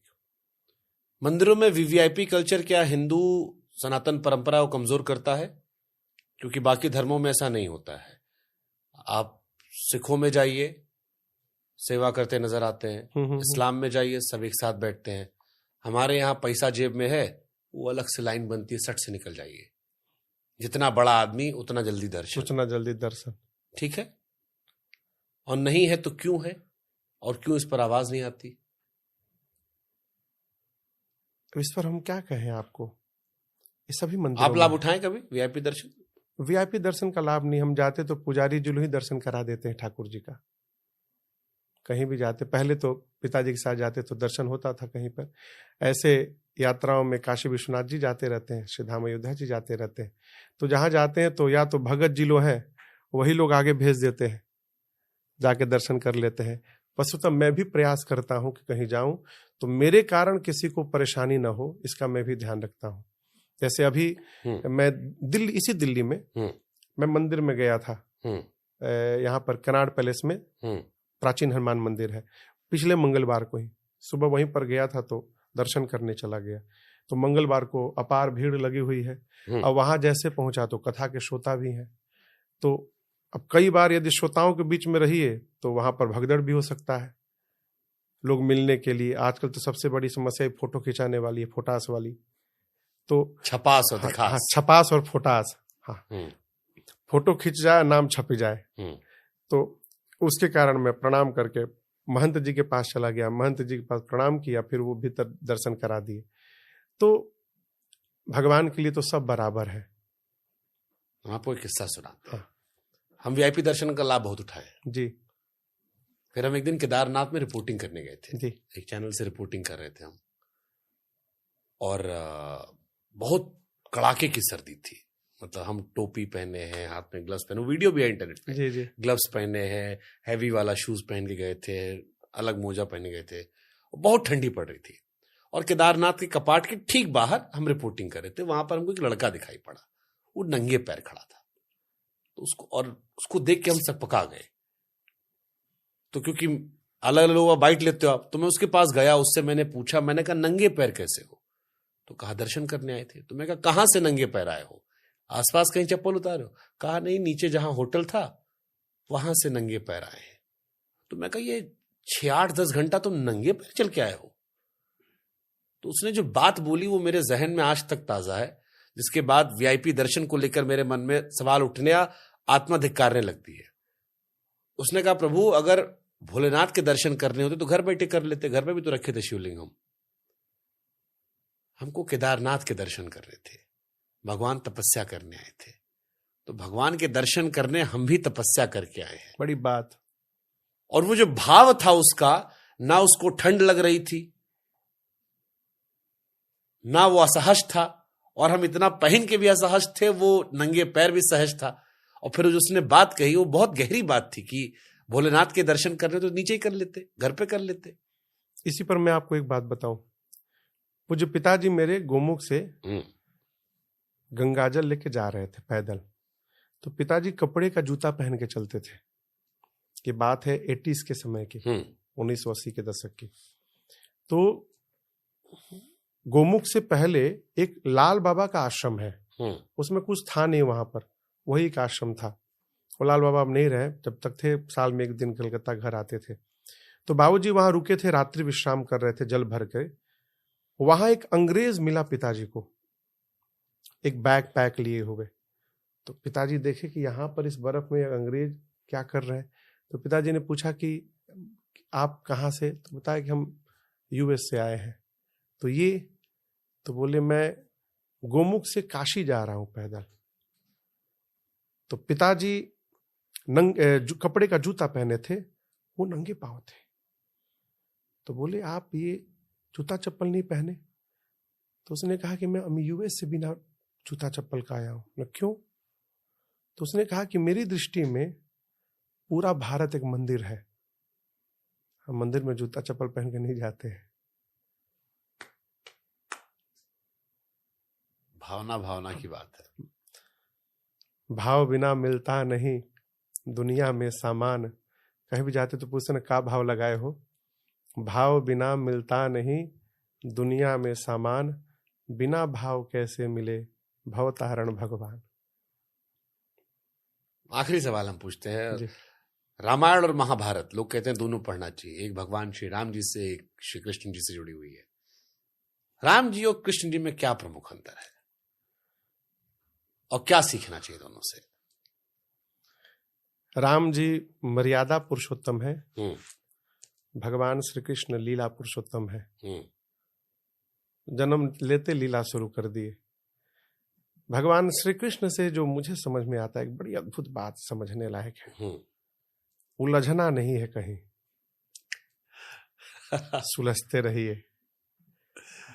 देखिए जो उलझा ना, वो अपने विकास को अपने हाथों समाप्त कर लिया। प्रैक्टिकल थे, एकदम प्रैक्टिकल भाग लिए। आज तक दुनिया रण छोड़ कहती, कहने दीजिए उससे क्या बिगड़ता है, भाग लिए ना। तो इसलिए उलझिए मत। एक महात्मा कहते हैं कि जब गांव से जब हाथी गुजरता है ना, तो पूरे गांव के जो कुत्ते हैं भोंकते रहते, हमने कुकुर कहते हैं, कुकुर, हाँ कुकुर भौंके बाजार, वो सब भोंकते हैं। हाथी निकले बाजार तो कुकुर, तो कुकुर क्यों भोंकते हैं? कुत्तों को लगता है कि बताओ इस गांव के पहरा में हम रहते हैं, ये पहली बार हाथी आया, सब लोग इसको सामने हाथ जोड़ के खड़े, गणेश जी कह रहे हैं, हम यहाँ रहते लोग हमको लाठी मारते हैं। कुत्ते उसको भोंकते हैं हाथी को, लेकिन कभी भी हाथी पलट के जवाब नहीं देता, वो अपने मस्ती में चलता। एक बार सूंड घुमाए तो कुकुर कहाँ जाएंगे, भगवान मालिक है। लेकिन हाँ, तो हाथी चलता रहता है। क्यों? हाथी जानता है कि इन सबको भोंक कर यहीं रहना है, हमको आगे जाना है। यदि हम उत्तर देंगे तो हम भी अझुरा के इधर ही फंस जाएंगे। इसलिए भगवान श्री कृष्ण की सबसे अद्भुत बात जो है, उलझना नहीं है, अपनी यात्रा में चलते रहिए। आप वृंदावन जाते गए? इधर नहीं गया हूँ, बहुत कम, डर लगता है। कहे? अरे बहुत छलियां है, फंसा लेंगे। भगवान कृष्ण अद्भुत है। मैं बहुत कम जाता हूँ, अयोध्या जाता रहता हूँ, हमारे रघुनाथ जी बड़े अच्छे। अच्छा, अयोध्या और वृंदावन में अंतर सिर्फ भगवान श्री कृष्ण और राम जी का नहीं है, वहां के लोगों का व्यवहार भी वैसा है। और लोग तो लोग, बंदरों का व्यवहार वैसा है। हाँ, वैसा ही है। हमारे अयोध्या के बानर बड़े शांत है। हाँ, जैसे हम अयोध्या जाते हैं तो जब आप निकलोगे मंदिर से तो आपको रेवड़ी मिलती है, तो बंदर आएगा, आपको हक कर लेगा कि पकड़ लेगा, जेब में प्यार से हाथ डालेगा, उसको एक रेवड़ी चाहिए लेके जय श्री राम। वृंदावन में ऐसा नहीं है, वो घात लाग बैठेगा। अगर आप चश्मा लगाए हो या पर्स है, सट से निकाल ले जाएगा, फिर फ्रूटी दो तब मिलेगा, चश्मा फेंक देगा। और कई बार तो उसमें भी होशियारी करते हैं कि एक वाला फ्रूटी ले लेता है, फिर उसको छोड़ चलाता है कि अब दूसरा वाला बार्गेनिंग कर। तो हमने एक बार बाबा जी से पूछा वहां, अच्छा, हमने कहा महाराज जी हमारे वहां इतने सीधे साधे बंदर, आपके यहाँ तो कहे जैसे आपके राम जी, वैसे वहां के बंदर, जैसे हमारे श्याम जी, ऐसे हमारे यहाँ के बंदर। तो हमके महाराज जी आप जस्टिफाई कर दिए। अभी मैं बैठा था, जयपुर में कथा थी, तो एक सांगरिया धाम है राजस्थान में, सांगरिया में, वहां के श्रीमंत है प्रातस्मरणीय पूज्य श्री दयानंद शास्त्री जी महाराज, विलक्षण विभूति है सरकार, अद्भुत। मतलब कम मूर्ति वैसे मिलेंगे देखने को। तो जयपुर में कृपा किए थे एक दिन के लिए। तो सरकार बैठे थे, मैं भी नीचे बैठा था, और भी भगत जन बैठे थे। तो किसी भक्त ने पूछा क्या सरकार एक बात बताइए, वृंदावन के लोग कन्हैया को गाली देते हैं, हमको बहुत अच्छा नहीं लगता है। अब वो 4-5 बार वो भगत ने कहा ये बात कि वृंदावन के लोग कन्हैया को गाली देते हैं। तो महाराज बोले क्यों न दे गाली, क्यों न दे गाली। कोई गाली सुनने का काम करेगा तो उसको गाली न दिया जाएगा। छलिया है, छलिया है। कोई किसी का कपड़ा चुरा ले तो क्या उसकी आरती उतारी जाएगी? वो गाली नहीं सुनेगा। ठीक करते हैं लोग, उसको गाली देते हैं वहां पर। तो भक्तों का आनंद है, भगवान और भक्त की लीला है। ये सहज भाव वाले जीव नहीं समझ पाएंगे। कन्हैया को उसी में आनंद आता है। अभी कुंभल दास जी का चरित्र सुन रहे थे हम लोग। कुंभल दास जी से कहते चलो चलो लीला करनी है, 500 साल पहले की घटना है। वो द्वापर वाला अभ्यास छूटना नहीं चाहिए, चोरी वाला अभ्यास में रहना चाहिए चोरी करने। तो एक गोपी का घर दिखाई पड़ा जिसके घर में केवल गोपी थी। तो वो कुंभल दास जी को बोले तुम तो बूढ़े हो गए हो, कोई बात नहीं, मैं साथ में हूँ, चलो अभ्यास बनाना चाहिए, चोरी किया जाए। तो उसके घर में गए चोरी करने। तो वो छींका ऊपर तना हुआ था। तो कुंभल दास जी बोले आप तो पहुंच नहीं पाएंगे। कन्हैया छोटे रूप में थे। बोले तुमको किस लिए लाया हो, बैठो तुम। उनके कंधे पर एक पांव इधर रखे, एक पांव इधर रखे। अब बोले खड़े हो जाओ। अब खड़े हो गए। वो छींका मिला। अब भगवान अपनों खाए और कुंभल दास को भी खिलाए। तो अब क्या हुआ कि बार बार उचकते उचकते भगवान की धोती खुलने लगी। अब हाथ में पूरा वो माखन लभराया हुआ है, इधर धोती खुल रही है। हमको लगा कहीं दिगंबर न हो जाए हम। अब अच्छा ज्यादा इधर उधर करें तो आवाज होगा तो गोपी आ जाएगी। तो वहीं पर भगवान के 2 हाथ और प्रकट हो गए। 2 धोती संभाले, 2 हाँ, चतुर्भुज रूप में प्रकट हो गए। 2 धोती संभाले, 2 धोती पकड़े और 2 से खिला रहे। एक अपने भी खा रहे, कुंभल दास। अब भगवान की लीला क्या है, खाने के बाद ये, अब मान लीजिए हम आपके घर चोरी करने आए, आपको पते न चले कि चोरी हुआ, तो फिर चोरी का मजा क्या है? सही बात है। तो भगवान खाते भी थे, खाने के बाद मटकी भी तोड़ते थे कि घर वाले जाने की काम हो चुका है। अब जब मटकी तोड़े, उधर से दौड़ी गोपिया। अब कुंभल दास जी बोले तुम तो नए हो, भाग लोगे, हम बूढ़े, हम तो फंस गए, बिना मतलब में मार खाएंगे। बोले नहीं नहीं, अभी बचने का उपाय है, काम करो, ये जितना दूध हो मुंह में भर लो। तो कुंभल दास जी कन्हैया भर ले। बोले क्यों? तो जैसे गोपियां आएंगी मारने के लिए, उनके मुंह पे कुल्ला कर दिया जाएगा। तो गोपियां पहुंची, लाठी उठी लेके बेलना वलना मारने के लिए, मुंह में भर के बैठे हैं दोनों लोग। जैसे आई तो मुंह में कुल्ला कर दिए, और कुल्ला आंख में पड़ गया। भगवान बोले भागो यहां से। फिर दोनों भाग लिए। तो कन्हैया का आनंद है उनका अपने भक्तों के साथ। वो लीला पुरुषोत्तम है। हमारे राघव जी मर्यादा पुरुषोत्तम है। राघव जी हमारे शांत हैं, सहज हैं, सहज सरल सुनि रघुबर बानी, साधु साधु बोले मुनि ज्ञानी। तो अंतर है दोनों में। अंत में वो गाना एक रह गया आपका भजन, सिया राम सीताराम सीताराम, एक अंतरा उसका जो मुझे बड़ा प्रिय है। सीताराम सीताराम सीताराम कहिए, जाहि विधि राखे राम, वाहि विधि रहिए। जिंदगी की डोर सौंप हाथ दीनानाथ के, फिर महलों में राखे चाहे, झोपड़ी में बास दे। हम क्या करें महाराज? धन्यवाद निर्विवाद, बस राम राम कहिए, जाहि विधि राखे राम, वाहि विधि रहिए। अद्भुत अद्भुत अद्भुत, कोटि कोटि नमन आपको, सादर प्रणाम। सौभाग्य हमारा, हम बैठे आपके साथ, संवाद रहा, हमने खूब आनंद उठाया। आशा करते हैं कि दर्शक भी उतरा उठाए। अवश्य अवश्य। जय श्री राम। जय श्री राम। जय जय।